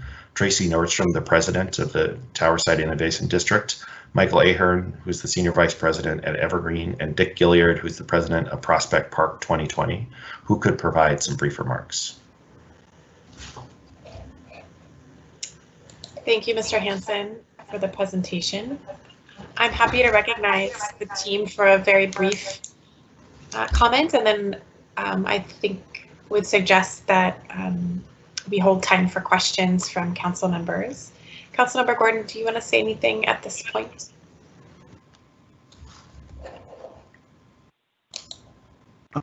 Why don't we wait till after the rest of the staff presentation? All right, thank you. So if there are folks from that project team on the line, you're welcome to speak now. I will ask that we hold it to 5 minutes, as we still have a number of large items on this agenda after this item. And welcome to our meeting. You can push *6 to unmute and then go ahead and speak. Thank you, President Bender. Can you hear me? This is Tracy Nordstrom. Yes, go ahead. Thank you. Good. Thank you so much, Eric, President Bender, Vice President Jenkins, and committee members. I am Tracy Nordstrom, President of the Towerside Innovation District. The proposal before you today funds an inaugural aquifer thermal district energy system in Towerside Innovation District. Towerside is a nonprofit coalition of community partners committed to building equity, resilience, and climate action for Minneapolis. Towerside's district energy system is designed to be scalable and replicable, and it is based on proven technology that successfully heats and cools buildings in cities, including northern cold cities around the world. When this system works in Towerside, it will work in other wards in Minneapolis as well. In the many months that we have worked with partners in the city to craft this proposal, Towerside has done everything in its power to mitigate risk to the city and to make decarbonization imminent in Minneapolis. Our planet and our people need this solution. Minneapolis needs to act decisively to tap renewable energy to heat and cool our buildings and to get away from using natural gas, which contributes mightily to global climate change. We humbly ask today that this committee support Councilmember Gordon's motion, which he will offer in a minute, and direct staff to proceed. If you have technical questions, Michael Ahern is with me. He is the Senior Vice President of Project Development for Evergreen Energy. Evergreen Energy, as Eric Hansen stated, is our partner on this proposal. Evergreen is a national expert on district energy systems, and Evergreen Energy runs the district energy system in St. Paul. And also with me is Dick Gilliard, who is a resident of Prospect Park, and he's the president of Prospect Park 2020. He's available to answer any questions that you might have about community engagement on this process and the long community-based history of this district system and the citywide benefits to this project. And with that, I will turn it back to you. Thank you for hosting us today and for considering this proposal. Thank you. Councilmember Gordon.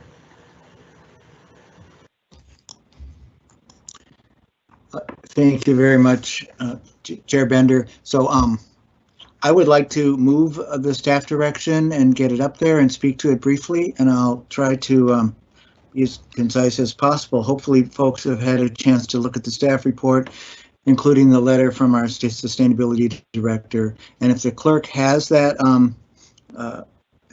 staff direction, they can put it up. First of all, I'll just frame this in terms of maybe a little bit of a bigger picture. So as folks know, we have a climate action plan. We declared a climate emergency.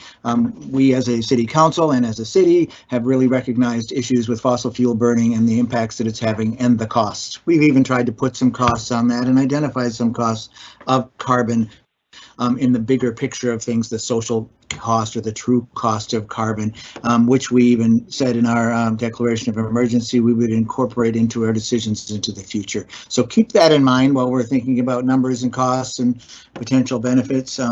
That's a bigger picture. We also identified the innovation districts in the city as a way to try out new things. And certainly we've been looking at this area, which is in our language, it's not called the Towerside Innovation District, but it's a University Innovation District with St. Paul as a partner in it, and the University of Minnesota is right there. We've actually seen enormous development in the area here, and we've been trying to figure out a way to get alternative energies like this now for years.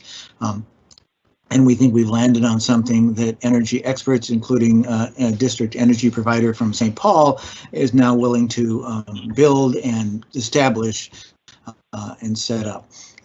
I also recognize that staff seeing this as very unconventional, that there are risks involved.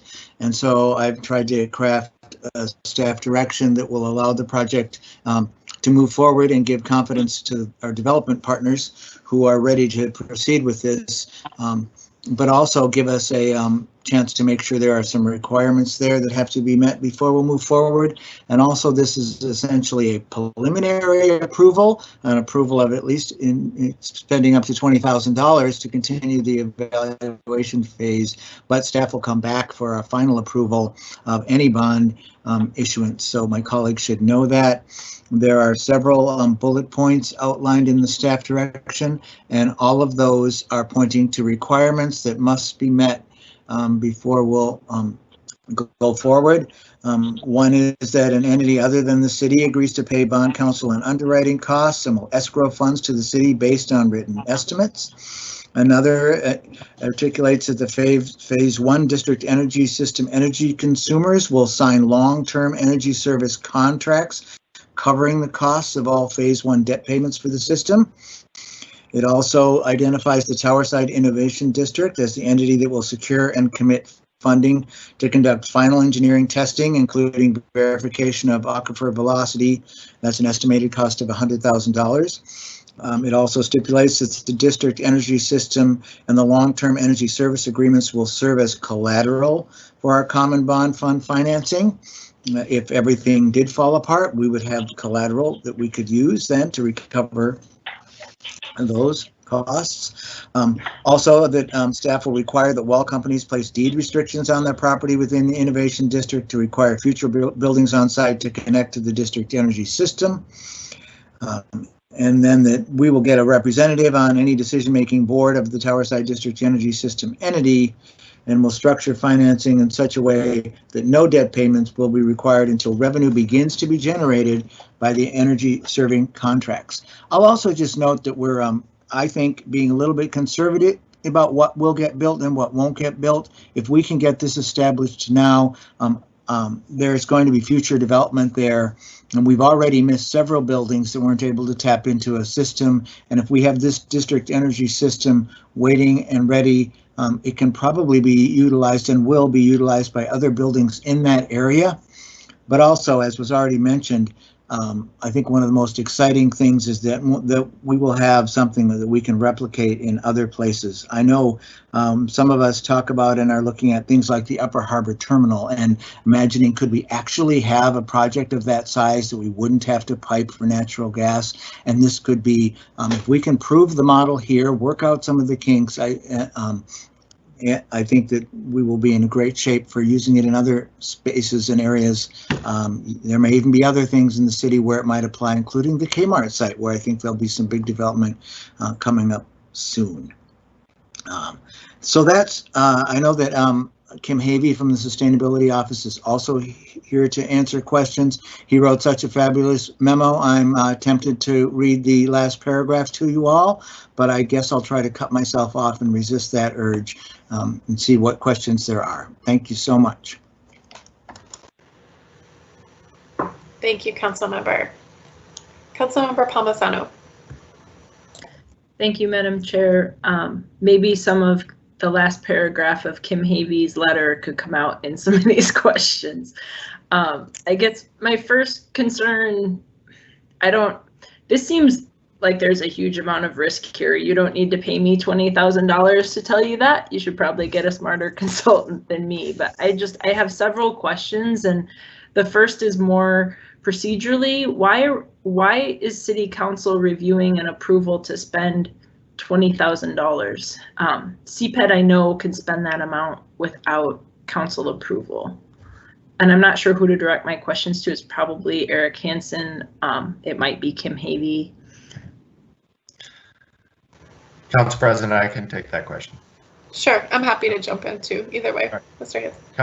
Council President and Councilmember Palmisano, we're coming to you today. Yes, we can use the procurement system and spend $20,000 with Ellers to complete this next step. But because of there were so many elements of the program that we're setting aside in order to do this, we wanted to see if this is the direction that the council was expecting to take. Because as we get forward, the next step is a significant amount of money. And when we talked with Towerside and Evergreen and Wall about this project, and typically what will happen is the borrower will front the money. And I appreciate what Councilmember Gordon is putting in his staff direction, that it requires that escrowed funds be put in to pay for these estimated costs, because up until this point, they haven't had the funds to do so. So we wanted to make sure before we get down the track with this project and come back with maybe a request for an appropriation of over $100,000, you guys are pointing us in the right direction, especially given the budget situation we have now. Yeah, thank you. And I really appreciate the slides that you presented that really outline, here are the risks that we're getting into. Why are we proposing to finance 100% of the project instead of 90? I mean, is Wall or Towerside contributing anything to that project? I think that's maybe part of this Councilmember Gordon's first bullet point here. But why isn't Wall paying for these elements in these buildings? Council President and Councilmember Palmisano, we typically will get 10% of cash equity or cash equivalent equity into a deal for the Common Bond Fund. We can go up to 100%, and that's what's been proposed. When we've asked the three partners for contributions, they've told us that they don't have the funding to do that, and they want to roll a lot of the costs into the bonds and then finance it essentially with the loan. So that's in front of you it's just a risk that we'd have to take. And that's another reason why the city's kind of full faith and credit would have to be behind these in order for us to be successful in the bond market.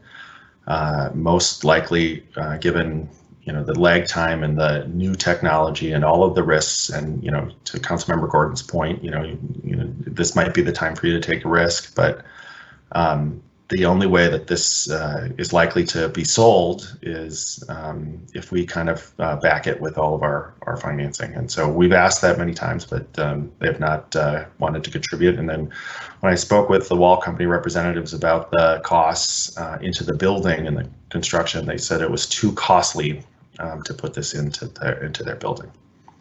Yeah, that concerns me. I mean, if this is a startup with no assets, then who funds the operations to build it before it starts collecting revenue? Is that on us? Council President, Councilmember Palmisano, it's unclear at this point in time. We've asked that question. We just don't know yet. We're hopeful to find that out as we go to this next phase. And then what happens if private development doesn't occur on this timeline? I mean, we're out money, but what happens? Well, Council President and Councilmember Palmisano, the private development will occur over time, and the project will be scaled as that development occurs, but it puts risks in the repayment stream. That's another consideration for the council.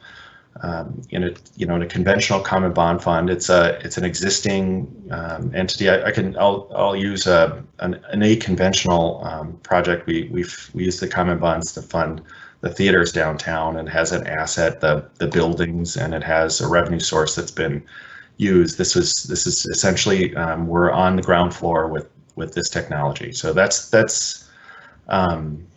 it's another part of the risks, and we're expecting that will be coming back to us from Ellers about how risky this thing is, and it's not, we're not experts at the technology as well, so we would have to do some additional analysis on the technology to make sure that it is the appropriate one. And I take Evergreen's professional advice that this is the right system. But if development is stalled and the system is built for the first phase and that third building isn't done, we won't have as much revenue, and there could be a shortfall, and the backer would be the city.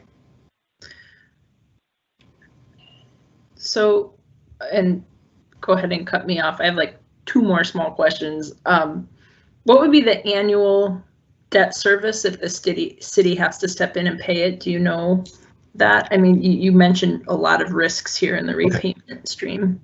All right, Council President, Councilmember Palmisano, well, it depends. It depends on the length of the term, how much is borrowed, and the interest rate. We've been playing with or discussing interest rates somewhere between 3% and 6%. The riskier it is, the higher the interest rate is likely to go. But if it's something that's around $5 million, that first initial phase, that debt service is about $300,000 to $400,000 a year. And if it's the full first phase at $14 million, that's around about $1 million a year. And when would it start? Well, it depends. There's a 1 to 3 year lag time in between the issuing of the bonds and the revenue source, and so it depends on how we can structure the bonds. As Councilmember Gordon says in his staff direction to have repayments start later, we wouldn't likely be able to just set it for when we have the money, we'll pay you back. It'll probably have to be like we'd set it up and we'll start paying you back in 3 years. That adds costs to the bonds. It adds costs, risk to the bonds, so that's probably more expensive. But if we're not unable to do that and the development doesn't start, it could be, the city could be exposed to finding that source for maybe a year up to 3. It's all dependent on this. It's as Councilmember Gordon is saying, this is something new and it's innovative. It's an innovation district, but we just want to make sure that the council understands what's at risk from a financial standpoint, and also what's at risk from an environmental standpoint. Yeah, it seems like a lot. I mean, I like what Tracy Nordstrom said, that this is a replicable, potentially demonstration project of sorts. I don't mean to put words in your mouth, but that's kind of how I'd summarize it. But I struggle with why the city has to guarantee the project without having more involvement from these partners. And I don't know if you have any insight on that. Council President, Councilmember Palmisano, that's the only way the bonds get sold. If there isn't a city guarantee or a guarantor of some sort, that's just very conventional. Usually the guarantor is the company that borrows the money. They're the investor, they take on the risk. That is, the fund, the bond fund is used to backfill in emergency situations and default situations. But when it goes out to market, the bond buyers are going to look at how it's structured, and they're going to look at that collateral, what the risks are, because bond buyers are not they're risk averse in general. They're usually more conventional, lower risk investment vehicles, and so they're going to look for who's standing behind it. And the city, without the city standing behind it, they'll just be rated as junk bonds and likely not sold. Yeah, I appreciate that, and I want to be a partner here. I guess I would just offer that I wish that Wall or Towerside or the other one, Greenmark, were contributing more to this project, especially in the last few weeks. Hearing our finance department go through, all of the conversations that we need to have right now as a city, as many cities struggle with their city budgets. So thank you for indulging me with all these questions. I will stand down. Thank you. No problem. I think they're common questions. I see Councilmember Schrader and then Councilmember Gordon. Thank you, Council President. I wanted to talk, thank you so much, Director, for talking a little bit about the risks on the financial side, but I wanted to elaborate a little more on the environmental side. I first want to start out wholeheartedly support this program, to support this development. And I want to thank Councilmember Gordon for all the kind of the extraordinary work he's done on bringing this forward. But to talk a little bit more about the risks on the environmental side, like we are talking about risks that, you know, we aren't held accountable for right now. You know, a lot of the financial risks, that's based on a system where we don't have to pay for the cost of our carbon. We don't have to pay for our pollution. We don't have to pay for the negative consequences of how we currently live. That's starting to change. Like what investors are investing in is changing. Like that kind of triple bottom line is starting to be a real factor that people are looking at as we see the effects of climate change. And here, you know, in Minneapolis, we're really proud to lead on some things, but the truth is some of this we're very much just keeping up. We were, you know, leading in how we were able to set really high standards for curbing our emissions. But the fact is we're not meeting those. We're barely keeping up. Just to give some context for my colleagues, many cities throughout the world have committed to, you know, implement the Paris Agreement and to meet its deadlines. And one of those deadlines is to plateau their emissions by 2020. That's this year. Like we're not there. Like right now, last year, our emissions were increasing.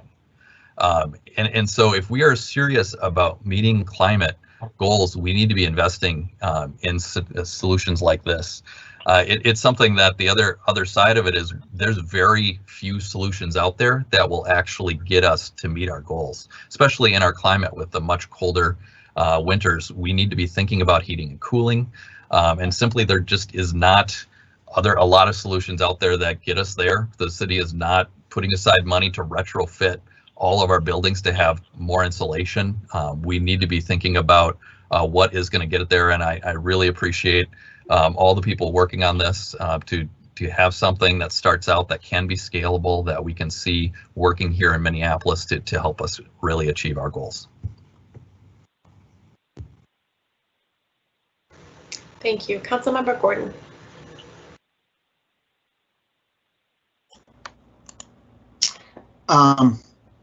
I guess I just wanted to say that I think the partners have made significant investments in this. A lot of the research that went into this, and it's evergreen energy, not green mark, just don't get those too confused, has definitely put in a lot of effort and energy, and there's already been funds from the partners in researching this and developing it and studying it and looking at it. And also the builders, the construction groups are looking right now at what costs do they put into their energy, and they want to make that extra investment so the buildings will be retrofitted in order to use this heat and cooling. And so they're definitely partners in that as well. I was wondering if Kim Havey wanted to add anything to this. I think maybe we're thinking it's more innovative even than it is. I know that the City of St. Paul and Ryan Company are doing district energy at the Ford development and other things. So if he could just have maybe 2 minutes, although I hate to lose my colleagues who are leaving the meeting, that might be useful, and he could help answer any questions. Thank Council you. President, this is Kim Havey, Sustainability Director. I'm happy to make a few comments, but if time is of the essence, I certainly will. I expressed, I think, my main comments in regards to the in the memo. So, but if you'd like any additional emphasis on that, I think it'd be just fine and very helpful to have a couple of thoughts from you at this time. Yeah. Well, thank you, Council President and Council members. This is Kim Havey. I'm Sustainability Director for the City of Minneapolis, and I did provide a memo as an additional document attachment to the RCA that was submitted by CPED. I just want to emphasize one of the things that's really interesting about this project, and that is that this technology that we're talking about being very innovative has actually been working and in place in many, many different locations throughout Europe. And of course, the general concept of using a geothermal exchange ground source heating and cooling is very common and has many, many commercial and residential applications here in Minnesota and throughout North America. So while there is risk with it that is identified by the sort of financial markets, the risks of not doing this are very significant. And one of those was pointed out in those points. If you look at the social cost of carbon and attach it to the overall carbon emission savings on this, this would equal out to about $21 million, which on the fully built out system would pretty much cover the whole phase one related costs. Those are those externalities that Councilmember Schrader was talking about that we're trying to actually put a number to. So I think it's really important for us to look that those costs are borne by somebody somewhere if we don't do this. What's also interesting is that the emissions from this particular project represent about 0.3% of our overall citywide emissions. So if we don't go ahead and make this kind of investment in this technology and this innovative design for this district, we're looking at adding to the emission problems, which again has been pointed out. So I think it's really important to keep that in mind. This is also an opportunity for us to really do economic recovery investment. There's going to be a lot of local jobs here. This will be locally managed, and we won't be exporting city dollars to pay for gas that's coming from elsewhere in the country or Canada or around the world. So we're really keeping this the dollars circulating in our economy. This is much closer to a circular economy model, maybe not 100% complete, but starts to move us in that direction. And I think when you look at what the value this could be and all the co-benefits this has to how we can actually start making a major transformation in our heating and cooling here in Minneapolis, we need to make a commitment to move forward in that. Right now, we do not have any other significant options that are going to make this kind of benefit for the city. And I think it's a very wise investment when you consider all the co-benefits that this can bring. Thank you. Thank you very much. Thank you. So I've seen a few sort of questions coming through the chat, but if you want to ask a question, please put your name in queue and happy to call on council members. I just don't feel confident I can track all the different things going on in the chat. Councilmember Reich. Thank you, Madam President. Yeah, this is very much appreciate Mr. Havey's commentary on looking at the whole picture of how we evaluate this. Of course, I do definitely take to heart what CPED staff and their analysis of the use of this sort of tool, this mechanism, financial mechanism. And it seems that Councilmember Gordon has crafted it in a way where we will be able to test the waters a little more thoroughly. I think that's what the 20 grand's for. I can appreciate that. You know, I think Palmisano, our colleague, was much more efficient, but then again, maybe not as thorough as the other consultant might be in the analysis. But I will contend this, we should be looking at the traditional purposes and maybe requiring development and getting that sort of baked in up front. There seems to be a proposed job creating element to the proposed developments, ones that are more in the pipeline and then the ones that were typified as aspirational. We should probably codify that to get what we really want out of these types of tools that were created for job creation. And certainly I've been pressing this point in many different facets and wouldn't want to miss this opportunity here. And I know Councilor Gordon has no problem getting agreements up front to get the ends we want for public benefit. So I have faith in that, but just a suggestion moving forward. And in addition, I would suggest that we would also want something more in terms of the building envelope. I will contend that we are able to do a lot in terms of making our buildings either new construction or retrofitting, which is a little more difficult, but still necessary. We can't necessarily always do these upfront investments and feed hungry buildings. We need to have buildings that themselves are lean and mean, do not need as much energy in the first place, because even renewable energy still takes resources and energy up front to create and make. And so I've just learned this from the past, from smaller housing projects, and in the past, where we had very expensive buildings with great gizmos, geothermal, etc. And the realization was that we just had a lot of money feed a hungry building. And so our thinking has shifted into making sure that we have buildings that are really not that hungry for energy in the first place. And I would think that would be a reasonable request for the development standards of these projects, given that we are putting up our public resources up front to give a great source of energy, but shouldn't they do their end of it, particularly since they have no money up front at this stage of the game, to say that they're not going to create hungry buildings in the first place. And I know that's very in line with our goals and definitely in line with the work that Councilmember Gordon's been doing in that area on every preceding project. So just a few comments. Thank you, Madam President. Thank you, Councilmember Reich. Any further discussion on this item? Councilmember Gordon has moved the staff direction that we saw earlier. I don't see any other comments. You know, I'll just say I am supportive of moving forward with this project at this stage of its process, and I know that it has been a long time coming in terms of all of the different steps that have been taken, from designating the innovation district to many things in between. And so I think while certainly there are risks involved as described and potentially future work to do, I loved a lot of the suggestions that Councilmember Reich made and are really in line with the zoning update that I know you are working on, Councilmember, with Gordon and Schrader.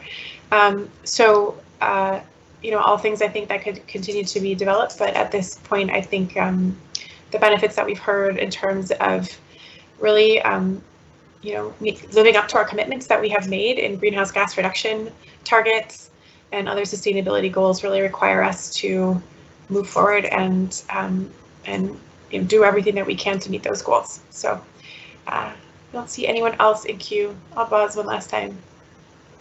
Seeing none, clerk, please call the roll. Councilmember Wright. Aye. Gordon. Aye. Fletcher. Aye. Cunningham. Aye. Ellison. Aye. Goodman. Kano. Schrader. Aye. Johnson. Aye. Palmisano. No. Jenkins.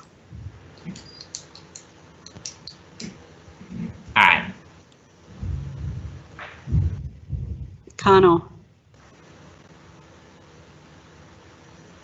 President Bender.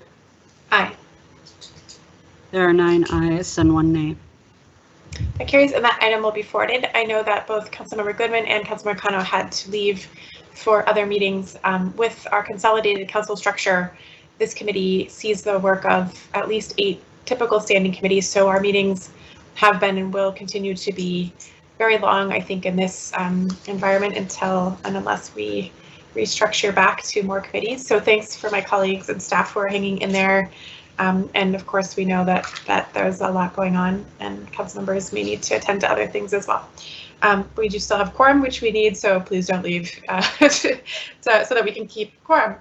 So we will then move to item 51, which is a progress report on Your City, Your Streets, which is an update from our transportation department within Public Works and an update on our commitment to complete streets and the funding that we've approved for street reconstruction and resurfacing. So thank you. I believe we have Mr. Samuelson from Public Works to kick us off with this presentation. Good afternoon. Thank you, President Bender and council members. My name is Mike Samuelson. I am a transportation planner with Public Works. And as you mentioned, I'm here to give a brief overview of projects completed in 2019 by Public Works. Next slide, please. So in 2017, the council passed the 20-year Parks and Streets Funding Ordinance, which has provided a guaranteed minimum annual funding for street projects. The ordinance calls for a combination of asset conditions, demographic information, and street users to score projects to help prioritize construction, and also calls for an annual report back, which is what I'm providing today. Just a note that in addition to projects funded by the ordinance, I'll also be reporting on some of our other work which is not directly funded through the ordinance, but was also completed last year. Next slide, please. So since the ordinance was passed, the city's completed 110 miles of road work. It's worth pointing out that of that work, a disproportionately high number has been completed in our ACP 50 areas. Those are areas of concentrated poverty where 50% or more of residents identify as BIPOC.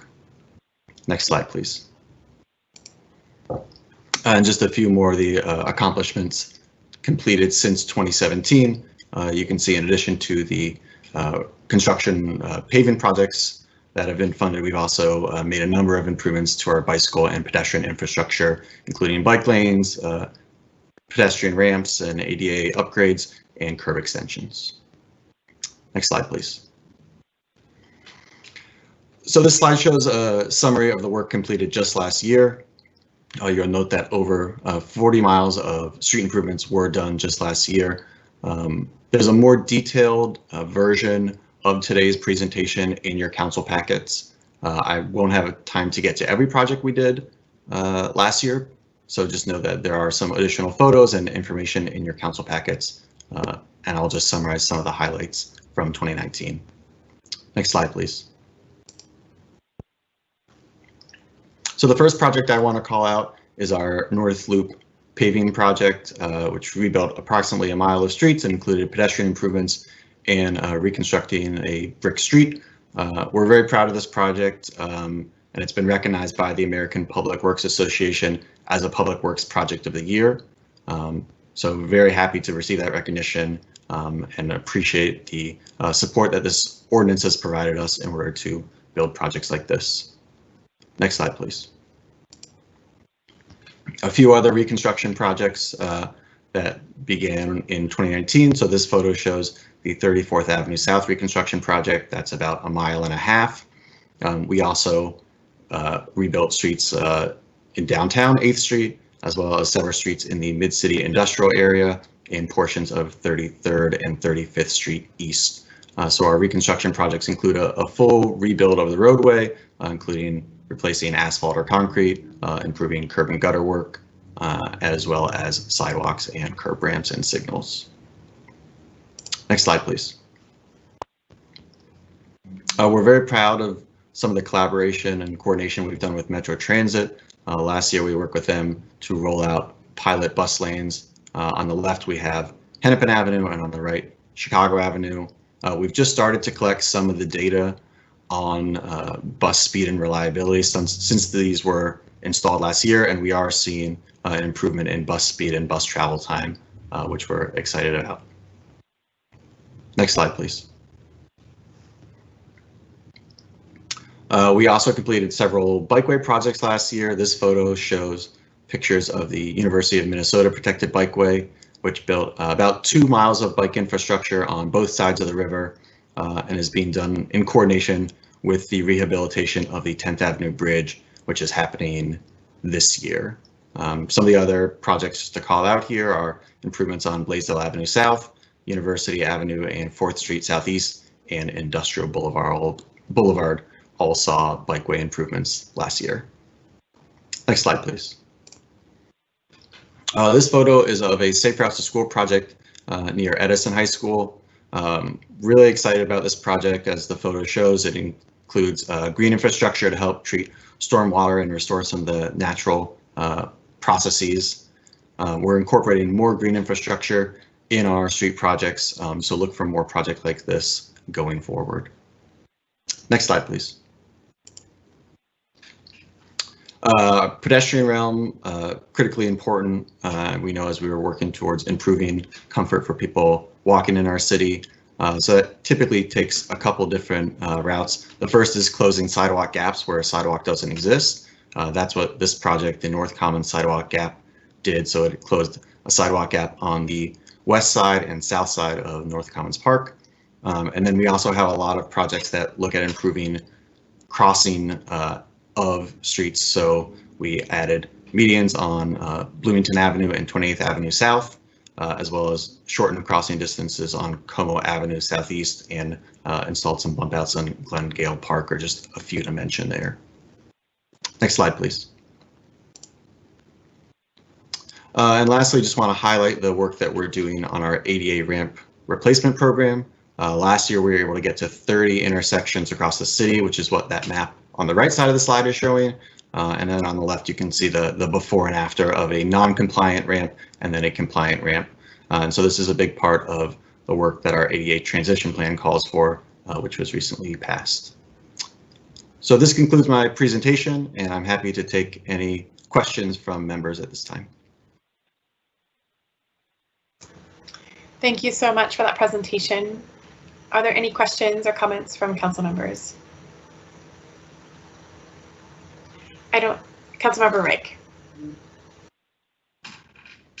Thank you, Madam President. It was nice to have the luxury of having a presentation, even though I know we have a very stacked agenda, so I appreciate the time allotted. A lot of great work. I just had to say on a personal level, it was just really probably be the highlight of my week to see that aerial photo of the dedicated bus lanes. I don't know if it's just the sharp, brilliant, bright red color, or just the fact that we can see, even though these are pilots, we can see not in an AutoCAD generated image of what the future could look like, but there it is, right in our built environment, in our communities, what it could be. There's just something about that I just find really inspiring and very, very motivating. So whoever took that shot, thank you, and thanks for sharing it. Thank you, Councilmember Reich. Of course, the chair of our Transportation and Public Works Committee in normal times. I also had a chance to send a note to staff and just thank everyone for all of their work. We're really working to make our streets safer for all users, and you know, I think a very small amount of that was captured in this presentation, but it's so appreciated and I think important to take the time to hear about it. So with that, I will direct the clerk to receive and file the report, and we can move on to item 52, which is the Vision Zero annual report. And with that, we'll welcome Mr. Foley from Public Works. Hi, everyone. Hi, Chair Bender and members of the council. So I'm going to give a quick update on our happenings on Vision Zero. I think hopefully you're seeing the slides now. Oh, here they come. Next slide, please. So as you know, last December, the council adopted the 2020 to 2022 Vision Zero action plan. This action plan outlines the actions we'll take in the next 3 years to make progress towards the city's goal to eliminate traffic deaths and severe injuries on our streets by 2027. So we have 72 actions and 16 strategies in the plan that cover both the safe streets side, which is really sort of the public works side of our work in Vision Zero, safe people, which is about how are we looking to education and communications and equitable enforcement strategies as well. Safe vehicles, which is really the minor role that the city plays in regulating vehicles, and then safety data to make sure we have good data. So on the bottom here, you can see just an overview of the fact that we've started a lot of these actions. They're in progress, and I'll give a few updates on some of those highlights. Next slide, please.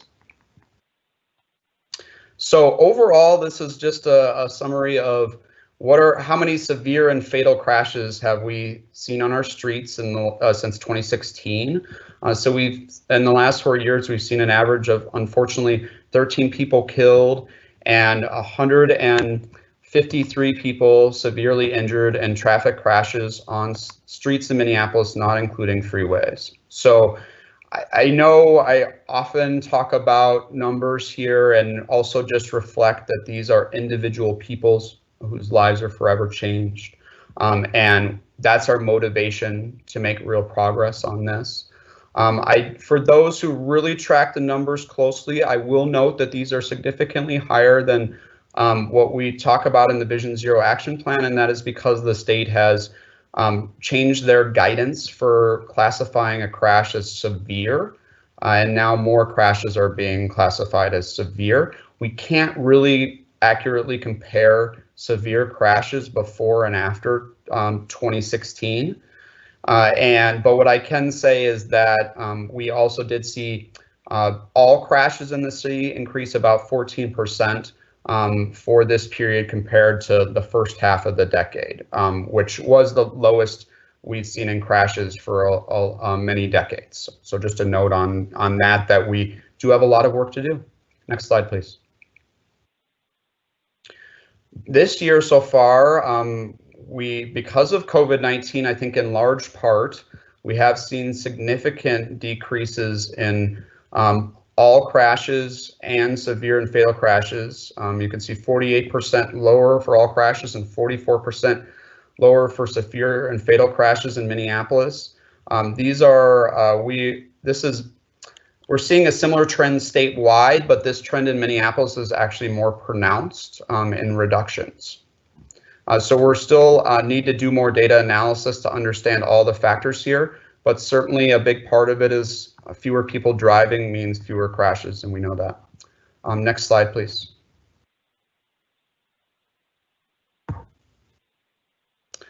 So I did also want to take a moment to just, next slide, please. To just update on we updated our information about disparities in crashes that exist. As we've talked about throughout, there are some unacceptable disparities we see. And I think in the moment of time we're in, I think it's really important to reflect on those especially. And that's something we've really tried to build in on the Vision Zero action plan. But I have to acknowledge that I recognize that the moment in time has changed since the killing of George Floyd. And we're thinking about what does that mean for Vision Zero as well. So I will note we continue to see strong disparities in crashes that are more concentrated in areas of concentrated poverty where a majority of people are Black, Indigenous, or people of color. We also see, we looked at more years of data, and we did continue to see disparities for Native American residents, but also saw disparities for our Black community members. And so the disparities for Black community members wasn't something that was showing up in earlier analysis, and so we are looking at if we need to make adjustments to recognize that disparity as well. So some troubling and unacceptable disparities. Next slide, please. So into some of the things that we've been doing recently. You all know that we're in the process of lowering speed limits in the city. The map on the right is sort of the latest version of where signs have been installed. You can see that the blue here is where 25-mile-an-hour signs have been installed. We just have a little bit of downtown left to install 25-mile-an-hour signs on. After that, we will, in coordination with St. Paul, be installing gateway signs at the periphery of the city to announce that the speed limit in Minneapolis is 20 miles an hour unless otherwise signed. We have been distributing, we have more than 2,500 yard signs now. Let's say 20 is plenty, slower is safer. It's been a very hot commodity putting those out through fire stations over the last couple weeks. And this is, we're getting a lot of positive feedback on this so far. I also want to just note two other things here is we know that lowering the speed limit alone is not enough. We need other things as well, and we are updating our traffic calming procedures. And those will be in place by the end of the year to invest in neighborhood traffic calming. We're also making investments on our high entry streets and updating our street design guide to make sure to support these speed limits. We are also supporting a MnDOT effort around looking statewide at speed limits. And we recognize the importance of speed limits on safe speed limits on county and state roads as well. Next slide, please. I mentioned the improvements on that we're starting to make on high injury streets. These are, I want to just note, we're making expanding quick build improvements. These are in addition to the work that Mike Samuelson just spoke about in our capital program, where we're funding miles and miles of safety improvements as well.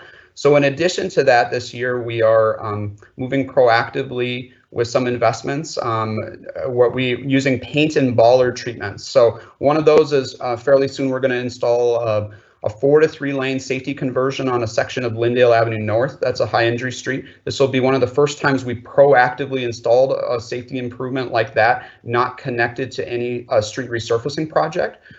So we're finishing up engagement on that and plan to install pretty soon. We're also working to install bollards, so these plastic posts and safety improvements at more than 20 intersections on high injury streets this year as well. And this map shows sort of plans for potentially expanding that work with dedicated capital funding in the future to make sure that we address all of the high injury streets that are city owned in the next 2 years. Next slide, please. I did want to acknowledge that our per staff direction from the council, we have launched a traffic enforcement working group that is co-chaired by Councilmember Cunningham and Commander Gio Belize from MPD. I include this slide, which you probably are fairly familiar with, which shows sort of the demographics and other characteristics of folks who are stopped in traffic enforcement related incidents in the city. For this group, we are very much working to align with the broader citywide conversations about public safety and recognize the importance of centering equity and building community trust within all of those conversations. I also will note that we are beginning to study just some technical aspects of automated and potential systems of automated traffic enforcement to just have better understanding of what are the trade-offs and the equity considerations there, what are the costs involved, and what are the structures that we would want to consider potentially around those systems, recognizing that future decisions would need to be made, and ultimately we would also need to have legislative authority to do automated enforcement. Next slide, please. Finally, I want to end with a couple just other updates. So we've hired a new Vision Zero engineer, Redwan Adim, who's is going to do great work. You can see a picture of him here. I'm very excited to have him on board from our engineering perspective. We're also working to coordinate a lot of the Vision Zero work within the Transportation Action Plan, which has some additional details in a little longer term time frame than the Vision Zero Action Plan. As I mentioned, we are updating the street design guide with a real focus on Vision Zero. A lot of important changes in our procedures there around building streets are happening. And then I'm excited that we're partnering with the University of Minnesota next year on a pedestrian safety research project, really focused on how are we improving safety at signalized intersections, particularly for people walking. So those are just a few of the updates. Thank you so much for the time. Happy to answer any questions after what I know has been a very long meeting. Thank you, Mr. Foley. Are there any questions or comments on the Vision Zero report and update? I don't see any. I know that we all appreciate so much this work, and especially the care that you have taken to integrate this work into our goals around race equity, and seeing the numbers and the data and the maps that went into the development of this plan in the first place are really key to that, and really matching the solutions to those data-driven analysis, I think, is what's yielding us such quick results now that we have all of those pieces in place. So thank you for that work and the really strategic approach that was taken on Vision Zero work. And I will also direct the clerk to receive and file this item. So we have 2 more items left on our agenda, which is the next is item 54, which is an update on the it is an update from Director Lane to give us a sense of the coordination of after action reports related to the civil unrest that followed the death of George Floyd. So I will welcome Director Lane and thank you for being here today. Thank you, Madam Chair, members of the committee. Good afternoon. For the record, my name is Barrett Lane. I'm the Director of the Office of Emergency Management, and I've been asked to brief the committee on the current status of an after action review of the response to the civil unrest following the death of George Floyd. So for context, the committee should know that it is not generally OEM's function to review the actions of other departments in sort of a spontaneous fashion. If we develop an exercise, we'll manage that review as part of the exercise process. We also do this as request of departments, but in generally, each department does its own after action reviewing. In this particular case, the mayor's office has asked OEM to explore an enterprise level after action review. Now, in my opinion, that review should be similar to that which was produced following the 4th Precinct protests in 2015. That was conducted by the Department of Justice at that time, or the review of the I-35 bridge collapse in 2007. That was done by FEMA's U.S. Fire Administration. And that is that the review should be conducted by an outside agency. It should result in a public-facing document which establishes the general course of events analyzes what occurred, and makes findings and recommendations for further action. This kind of review is labor intensive and time intensive. Once the scope and purpose are set, the reviewing agency must conduct research into the incident, review all the available documentation, including plans, policies, and procedures related to the incident. That team will then identify and solicit information from key stakeholders, including the public. And then based on that fact finding, the team will analyze the incident and write the report itself. Now, in this particular case, the review team must also be mindful of the fact that of the ongoing investigation conducted by the State Department of Human Rights, and that there is active and potential litigation related to these events. With that in mind, the Mayor's Office authorized me to contact our state and federal partners and ask for federal assistance through DOJ, FEMA, or other agency if that could be made available to assist in this effort. I made a formal request to through the state to FEMA and was advised that we would need to wait until there was a decision on the presidential declaration. The governor made his request on July 2. On July 10, FEMA denied our request for a presidential declaration. Just parenthetically, they are considering an appeal from that. But at the same time, they also denied our request for assistance with the after action report. With that decision being made, we're on to Plan B, which is to determine whether we can engage a qualified contractor to conduct the review, likely under the leadership of internal audit as a sort of internal neutral party. So right now we're working to develop a scope of services sufficient to engage that contractor, very likely through a formal RFP process. Once that's complete, we have authorization to proceed. We'll identify resources, release the RFP, receive and review responses, select the vendor, negotiate a contract, and start work.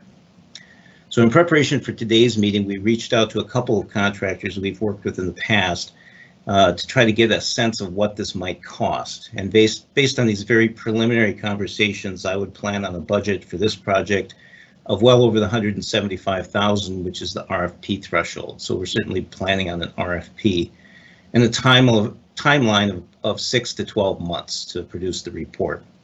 And just by way of local experience, the 4th Precinct AAR after action report was published in 2017 for an incident that occurred in 2015.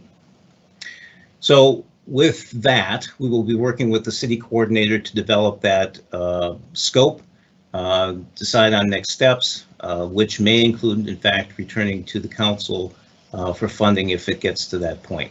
So that brings us up to date on the exploration of the after action report, and I'm happy to answer any questions the committee may have. Thank you, Director Lane. Are there any questions from council members on the summary provided? Councilmember Fletcher. Thank you, President Bender. Can you describe a little more what questions the after action report is seeking to answer? I know there's a lot of different ways that this kind of a study could be framed, and I'm just curious sort of if you can give us a little more sense of the scope, what we're hoping to know at the end of it. Yeah, the idea here is to create a circumstance where we can learn from the experience that we just had. So what we'll be doing is really looking for what was intended, what actually happened, if there's a gap between those two things, that we would identify that and try to come up with recommendations on how to fill that. What we've been looking at is something very similar to what came out of the 4th Precinct, and in that it went through a number of different elements related to the response. I would say parenthetically here that it's not the intent of this review to actually look at the events surrounding Mr. Floyd's death. That's happening in other forums. This is about the civil unrest that follows on that. So there's a number of different agencies involved. How did the different agencies interact with each other from a planning standpoint, from an operations standpoint? So it would include all of those different dynamic factors.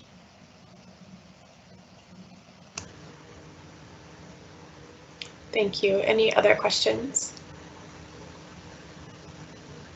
It seems unfortunate that FEMA would deny the request, which would have with it a benefit of, an external agency that wasn't directly involved in what happened. So I appreciate the efforts to approximate the kind of, more neutral perspective that outside after action report would have.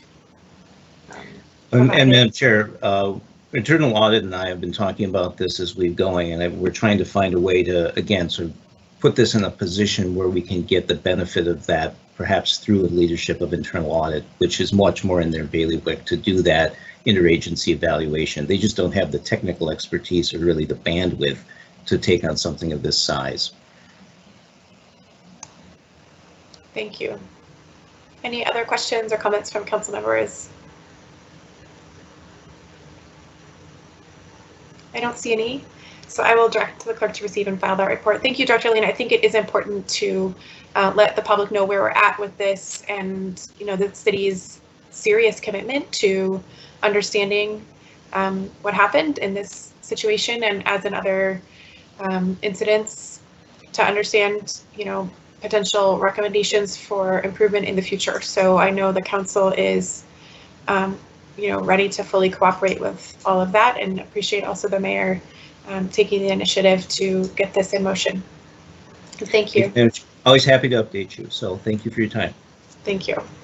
This brings us to the end of our discussion agenda. We do have one item on the agenda for our equity subcommittee. Council Vice President had to attend to another issue, so Council Member Cunningham will take over the chair for this subcommittee meeting of our Race Equity Subcommittee, and there is one item. So Council Member Cunningham, thank you for doing that. Thank you, Madam President. As you noted, the Equity Subcommittee has one item today, and this is the regular update on enterprise progress on the policy and operational goals and the priorities that we have identified in the city's Strategic Racial Equity Action Plan.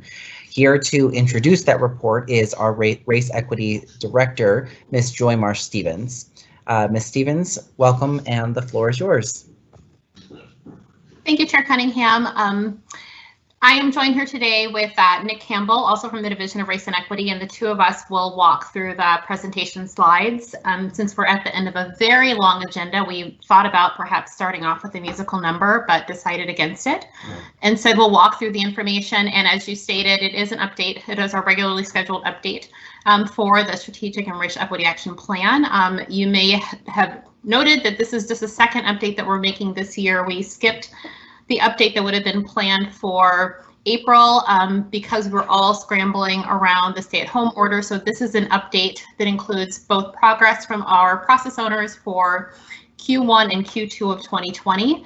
Many of the process owners are still on the line. I do want to remind our council members that this is intended to be a macro level update. So we will provide high level information that's been provided to us in many instances by our process owners to give you a sense of the overall trends and progress in implementing the SREAP, but invite deeper exploration through other engagement with process owners if you want to dig deeper into the information. In addition to the slides that we'll walk through today, there is an addendum that's part of the presentation packet that gets into a lot more detail on many of these process areas.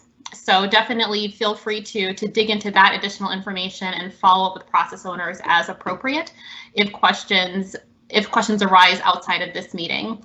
The other piece that's part of the presentation packet is a document that the Division of Race and Equity put together, which is an overarching guide to the Strategic and Racial Equity Action Plan, which talks about the story of the city developing that plan and the process that we all walked through together over the course of about 18 months. And then in addition to that is a one-pager that talks with more detail about the specific policy priority areas that are in this RAPE. You can move on to the next slide. As a quick reminder, that the Strategic and Racial Equity Action Plan has two primary components. The first one is our operational priorities that were adopted by City Council in December of 2018. They looked at workforce, spend, data, and community engagement, and provided some direction for our internal departments to be thinking about how we as a city can respond to and address racial equity in these core areas. With workforce looking at increasing the hiring and retention of people of color and indigenous people in the city's workforce. The process owner for that area is our Human Resources Department. For spend, looking at increasing the percent count of and spend with racially and ethnically diverse suppliers across all departments. Ownership for this specific priority area lies specifically within civil rights and procurement, with some assistance from the spend diversity perspective through our city coordinator's office. Under racially disaggregated data, we're looking at improving the use of racially disaggregated data for decision making in the legislative process. Ownership for this specific policy priority area lies with the city clerk, as well as our division with the Division of Race and Equity. And then lastly, the community engagement, improving the capacity of our appointed boards and commissions to advance the city's racial equity work, which is a shared policy priority area with our city clerk, again, NCR, and the Division of Race and Equity. Next slide, please. The final component of the Strategic and Racial Equity Action Plan focuses more externally onto the constituents that we served. As you will remember, Council, in adopting 8 goals for the city, isolated 3 specific goal areas to be the focus of our policy priorities for the Strategic and Racial Equity Action Plan. Those focus on public safety, housing, and economic development. Our public safety, which is a shared policy priority area with health, and our police department, looks at increasing the number of Black, Indigenous, and people of color ages 10 to 24 years living in high violence areas of Minneapolis who participate in high quality youth development programs. Under housing, with regulatory services and CPED housing specifically as the process owners, we're looking at reducing the involuntary displacement and rental housing for Black, Indigenous, and people of color communities. And then lastly, for economic development, which has ownership within CPED, we're looking at increasing the number of Minneapolis-based businesses owned by Black, Indigenous, and people of color, and increasing the entry and I'm sorry, I had a blip on my screen. Increasing the businesses with BIPOC ownership that are still in business after 5 years. Apologies. Next slide, please. In our presentation today, we're going to focus on 4 key areas of these policies. We're going to look at the strategic need, which I just walked you through. We're going to look at the goal, which is established inside of each of these policy priority areas. Metrics of urgency, which are the leading indicators that tell us, are we making progress towards our specific goal? And we're looking at tracking these metrics of urgency on a quarterly basis so that we as a city can determine whether we're actually making progress. And then lastly is we will be highlighting a couple of what we're calling vital few projects, which are some of the key activities that our process owners have identified that are helping us determine whether we're making meaningful progress towards our goal. Next slide. For each of the different areas, we're using the stoplight indicators. Process owners have we're relying upon our process owners to tell us whether they feel like they're on track to meet their goal for our metrics of urgency, as well as for our vital few projects. Whereas green is telling us that everything looks good. We're exactly where we believe that we should be. For our metric side, are we actually demonstrating a positive trend? Does the data tell us that we're making a positive progress? And on the vital few projects, from a work plan perspective, have we accomplished the tasks that we believe we were going to accomplish at this point? If the status indicator is yellow, what we're essentially saying is that the metric is not trending positively, but we're pretty clear about why that's the case, and we have a strategy in mind in order to help make sure that we are reporting green at the next reporting cycle. On the vital few projects, yellow also indicates that we haven't accomplished all of the tasks that we attempted to accomplish by this period, but we believe that by the next 1 to 2 reporting cycles, we will have caught up. Red, on the other end, demonstrates that we're not trending positively on a metric side as well as on an activity side, and we're not entirely sure whether we're going to be able to remedy that within the next 1 to 2 reporting cycles. Next slide, please. So overall, what you're seeing is a high-level picture of how our process owners are reporting progress overall. For the operational priority areas, you're seeing, or between the operational and the external policy priority areas, what we're seeing is that for the most part, people are either on track or they're reporting yellow, which again indicates a hopefulness that within the next 1 to 2 reporting cycles, we'll be able to get back on track. So this is the high level sort of precursor into a slightly more detailed presentation that Nick Campbell is going to make, that's going to dig into what's really behind some of these overarching indicators. So I'm going to hand it over to Nick. Thanks, Joy. Can everyone hear me? Yes. Okay. So good afternoon. I'm Chair Cunningham and members of the committee. I'm Nick Campbell with the Division of Race and Equity. I'm going to provide a brief update on each of the 7 priorities in the adopted SREEP. So out of an interest of time, I won't be covering everything that's happened in each priority, but I'll plan to highlight just a few key activities that were accomplished in the past 2 quarters, as well as highlight some key work planned for next quarter for each of the priority areas. The slides themselves do contain a lot of information, so I do hope it's something you can come back to and reference when in conversation with process owners around their work implementing the plan. As Joy mentioned, there was also an addendum submitted as a supporting document that contains even more additional information and context for each of the priority areas. You can go to the next slide, please. So before we get into the update, I just want to name that COVID-19 and the community unrest that followed the murder of George Floyd have significantly impacted and in some cases delayed work. But as you saw from the status indicators, much of the work, even if it shifted, still contributes to the goals in each of the priority areas. You can go to the next slide.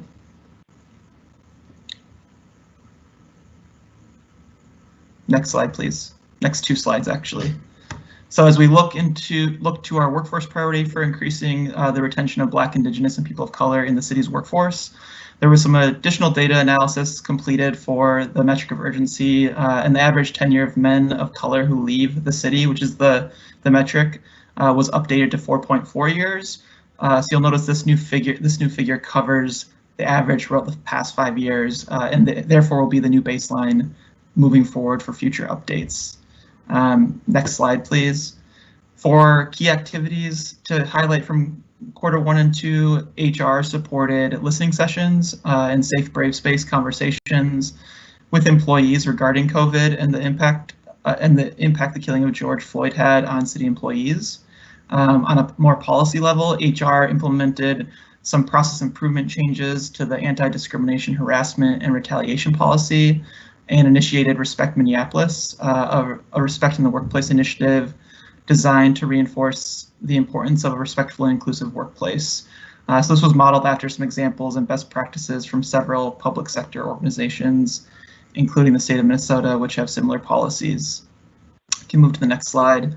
In quarter 3, HR is continuing to partner with department leaders to assess, review, implement any additional workplace changes needed in response to COVID-19 and George Floyd's death. Additionally, HR will be convening a small working group to prepare and present a draft of the Respect in the Workplace policy for review by stakeholders. You can move to the next 2 slides, please. For the spend priority, you'll notice positive trends for both the utilization of African American and Hispanic owned businesses in the city's professional and technical services contracts. There was a slight decrease for Native American owned utilization, but overall this priority is reporting positive trends.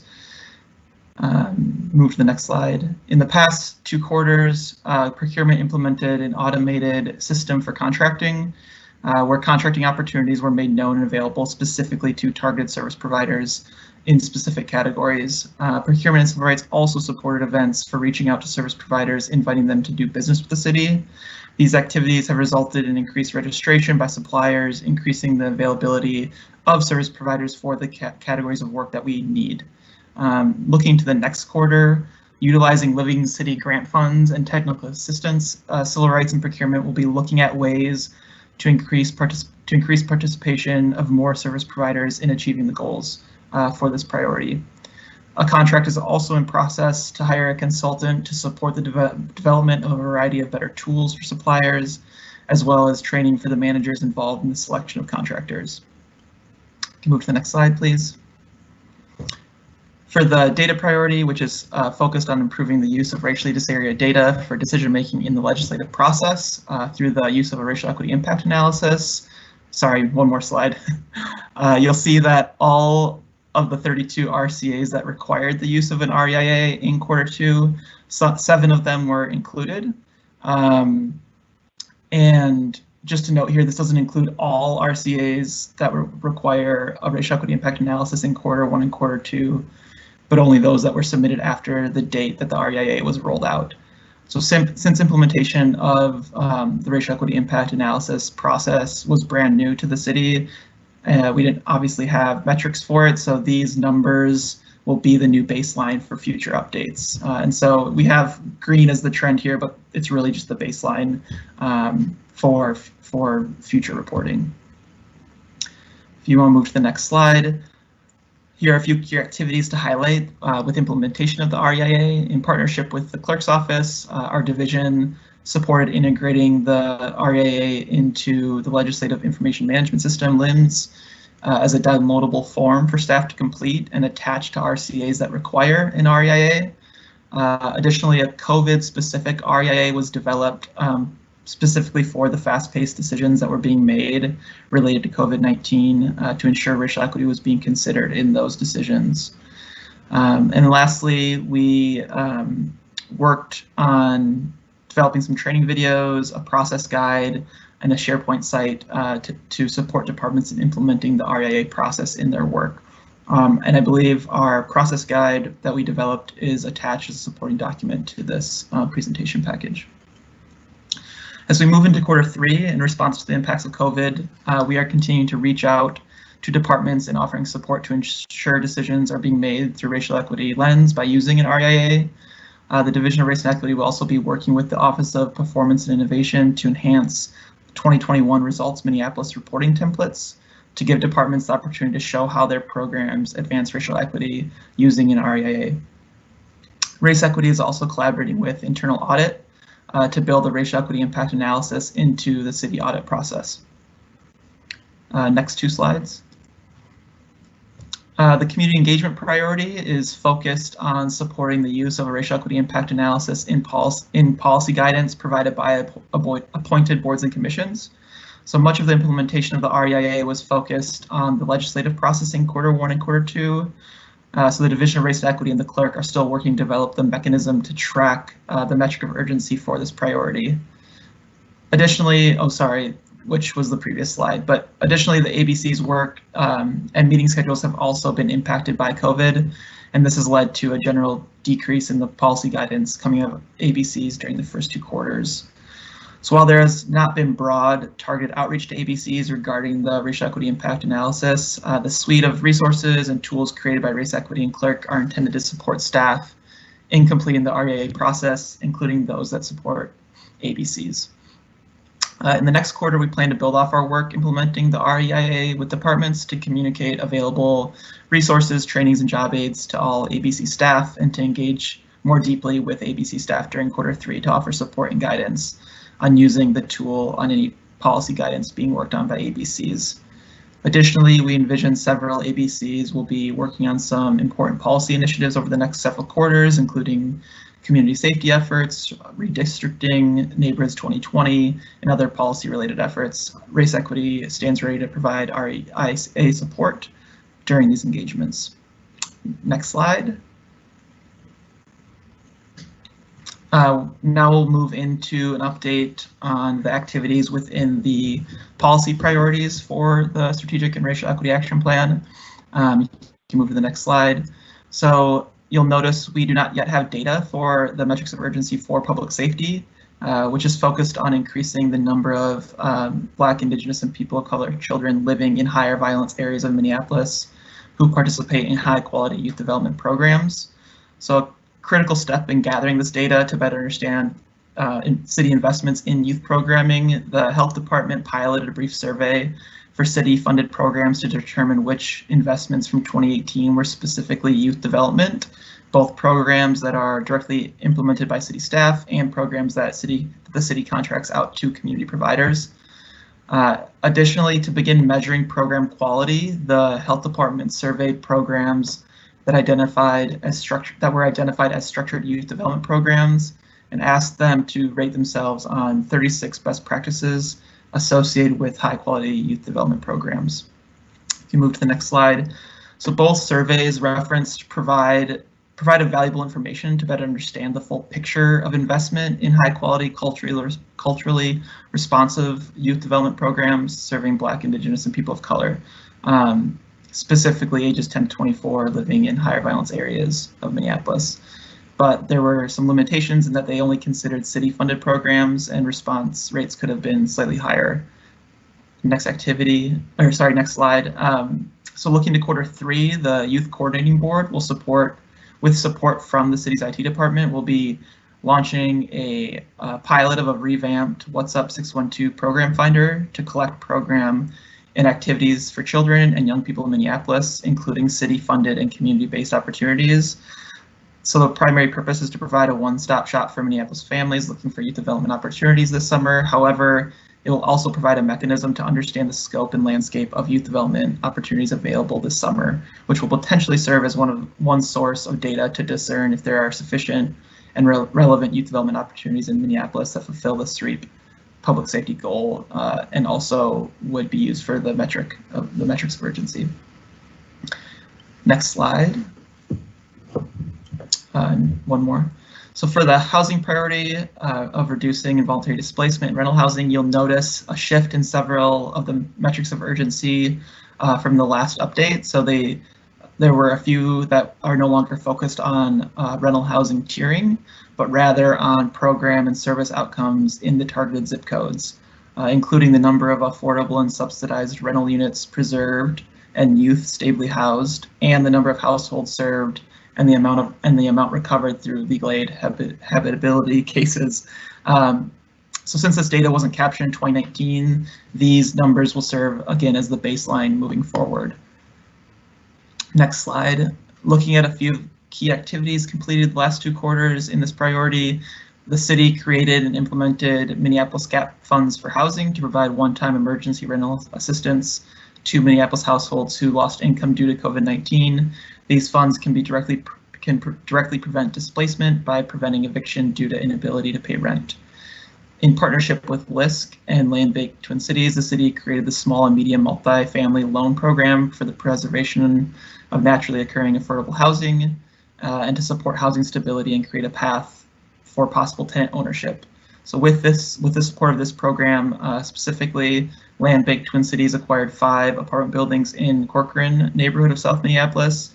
The 5 buildings include 69 apartments with 34 apartments occupied and home to about 95 people. And the land bank is working with Incluidos Unidos and the residents to work toward resident ownership. Lastly, Reg Services completed education and engagement on the implementation of the city's renter protection ordinances, which represented an increased number of city-sponsored education events that will provide property owners with a more comprehensive understanding of their responsibilities. Next slide, please. In Q3, Reg Services and CPED will present the opportunity to purchase report to council and draft ordinance language, and they will continue to coordinate with legal aid on preparing for the end of the eviction moratorium. Additionally, regulatory services will focus engagement and education efforts for the renter protection ordinances to renters and advocacy groups, as well as hold listening sessions with neighborhood associations and other partners to identify strategies within 3 focus areas. Next slide. Moving into the last policy priority, which is economic development. You can move to the next slide. Which is around increasing the number of Minneapolis-based businesses owned by Black, Indigenous, and people of color, and increasing the sustainability of those businesses. As we're all aware, COVID-19 dramatically impacted businesses in Minneapolis, including deep negative impacts for BIPOC-owned businesses. And COVID-19 has also changed both the content of the city's work in this priority area and the methods for delivering that work, including program modifications for existing programs being postponed due to the need for new program development and limitations on proactive outreach given the work from home directive and health protocols restricting events, as well as a surge in demand for the city's small business team response. So some of the work that was planned around metrics tracking was also delayed, so you'll notice not a baseline yet established for these metrics of urgency. Next slide, please. A few key activities to highlight here from last quarter include the implementation of the forgivable loans for businesses impacted by COVID-19. This program was open to businesses and independent contractors, self-employed people in designated areas of the city, including the Promise Zone, green zones, areas of concentrated poverty, where 50% or more residents are people of color, and proposed cultural districts. Of the 173 loans that were completed, 61% were from Black, Indigenous, and people of color. Additionally, the city implemented emergency COVID-19 business technical assistance. This short-term program provided resources for select current BTAP service providers, as well as supplemental providers to address legal needs, including language and culturally specific providers, as well as the needs of artists and creative entrepreneurs. Of the 509 businesses and nonprofits served through this program, 73% of the individuals with known race, ethnicity, or BIPOC. As CPED looks to Q3, given the changes in the community context for BIPOC-owned businesses resulting from COVID and the civil unrest, staff plan to revisit and prioritize the activities that will best support the goal for this priority area. You can move to the next slide. So I know that was a lot of information still, but it concludes the update on the priorities for the Strategic and Racial Equity Action Plan. I'll note that the addendum was submitted, which includes some additional activities and context, again, for each priority area. Just to note here, the next SREEP update for Q3 is scheduled in October. As Joy noted, there are several of the process owners for each of these priority areas, so I'll stand for questions, noting that they are also present to answer any specifics within each of the priority areas. Thank you. Thank you so much for that presentation.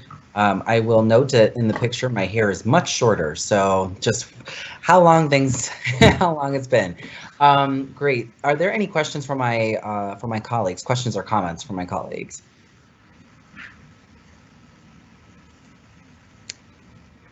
Well, I'll go ahead and ask a question, or maybe also it's more of a comment. So I'll just share that as someone who really digs into the RCAs, I've been really grateful to see the racial equity impact analysis being included, but they definitely range in quality. I will say that the ones that include the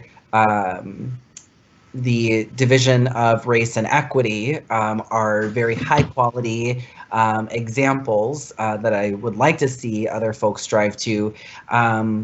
I guess a question for, you don't necessarily have to answer this right now, but it's like, how do we incorporate this as an activity that is worthwhile to do rather than just another thing to check off of the list?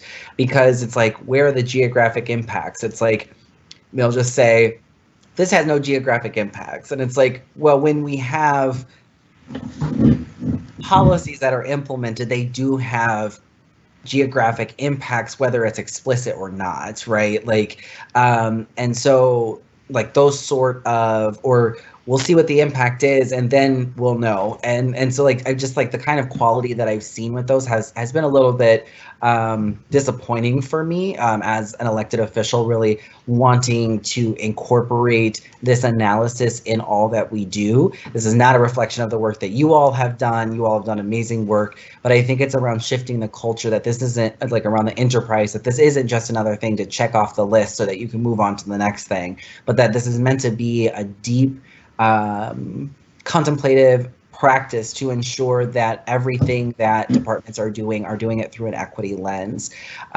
So thank you for that. I'll ask one last time if there are any questions or comments from my colleagues. I'm sure everybody's pretty tired right now, but thank you so much for all of your work on this and being adaptable during this definitely interesting and unprecedented time that we're in right now. So with no objection, I will direct the clerk to receive and file that progress report. My sincerest appreciation to Ms. Marsh Stevens and her team for all of the excellent work that you all do. And with that, I will turn the chair back to you, Madam President.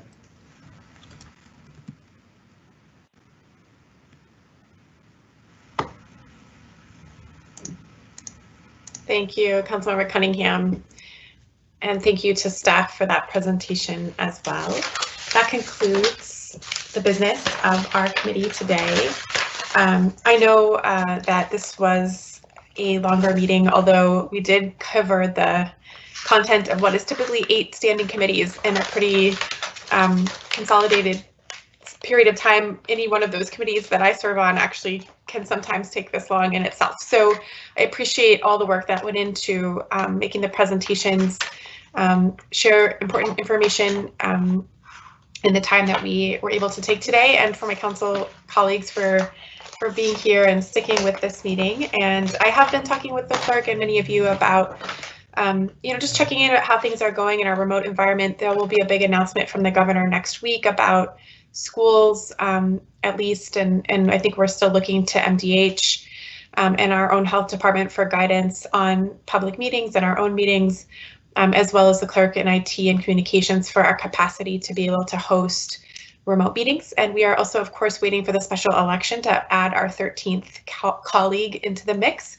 So a lot of considerations will go into the organization of the council, as well as whether to meet in person or continue to meet remotely. And I appreciate you reaching out and talking with me about that. I welcome those comments and questions. And, we will likely really need to work together very well to structure in a way that does not have 11 standing committees, no matter what happens. So that will take compromise and dedication from all of us to be able to create a structure that works well for our city in this new environment. So thanks for everything. And with that, unless there is any objection or any announcements, I will adjourn this meeting. And we stand adjourned. Thank you. Thank you.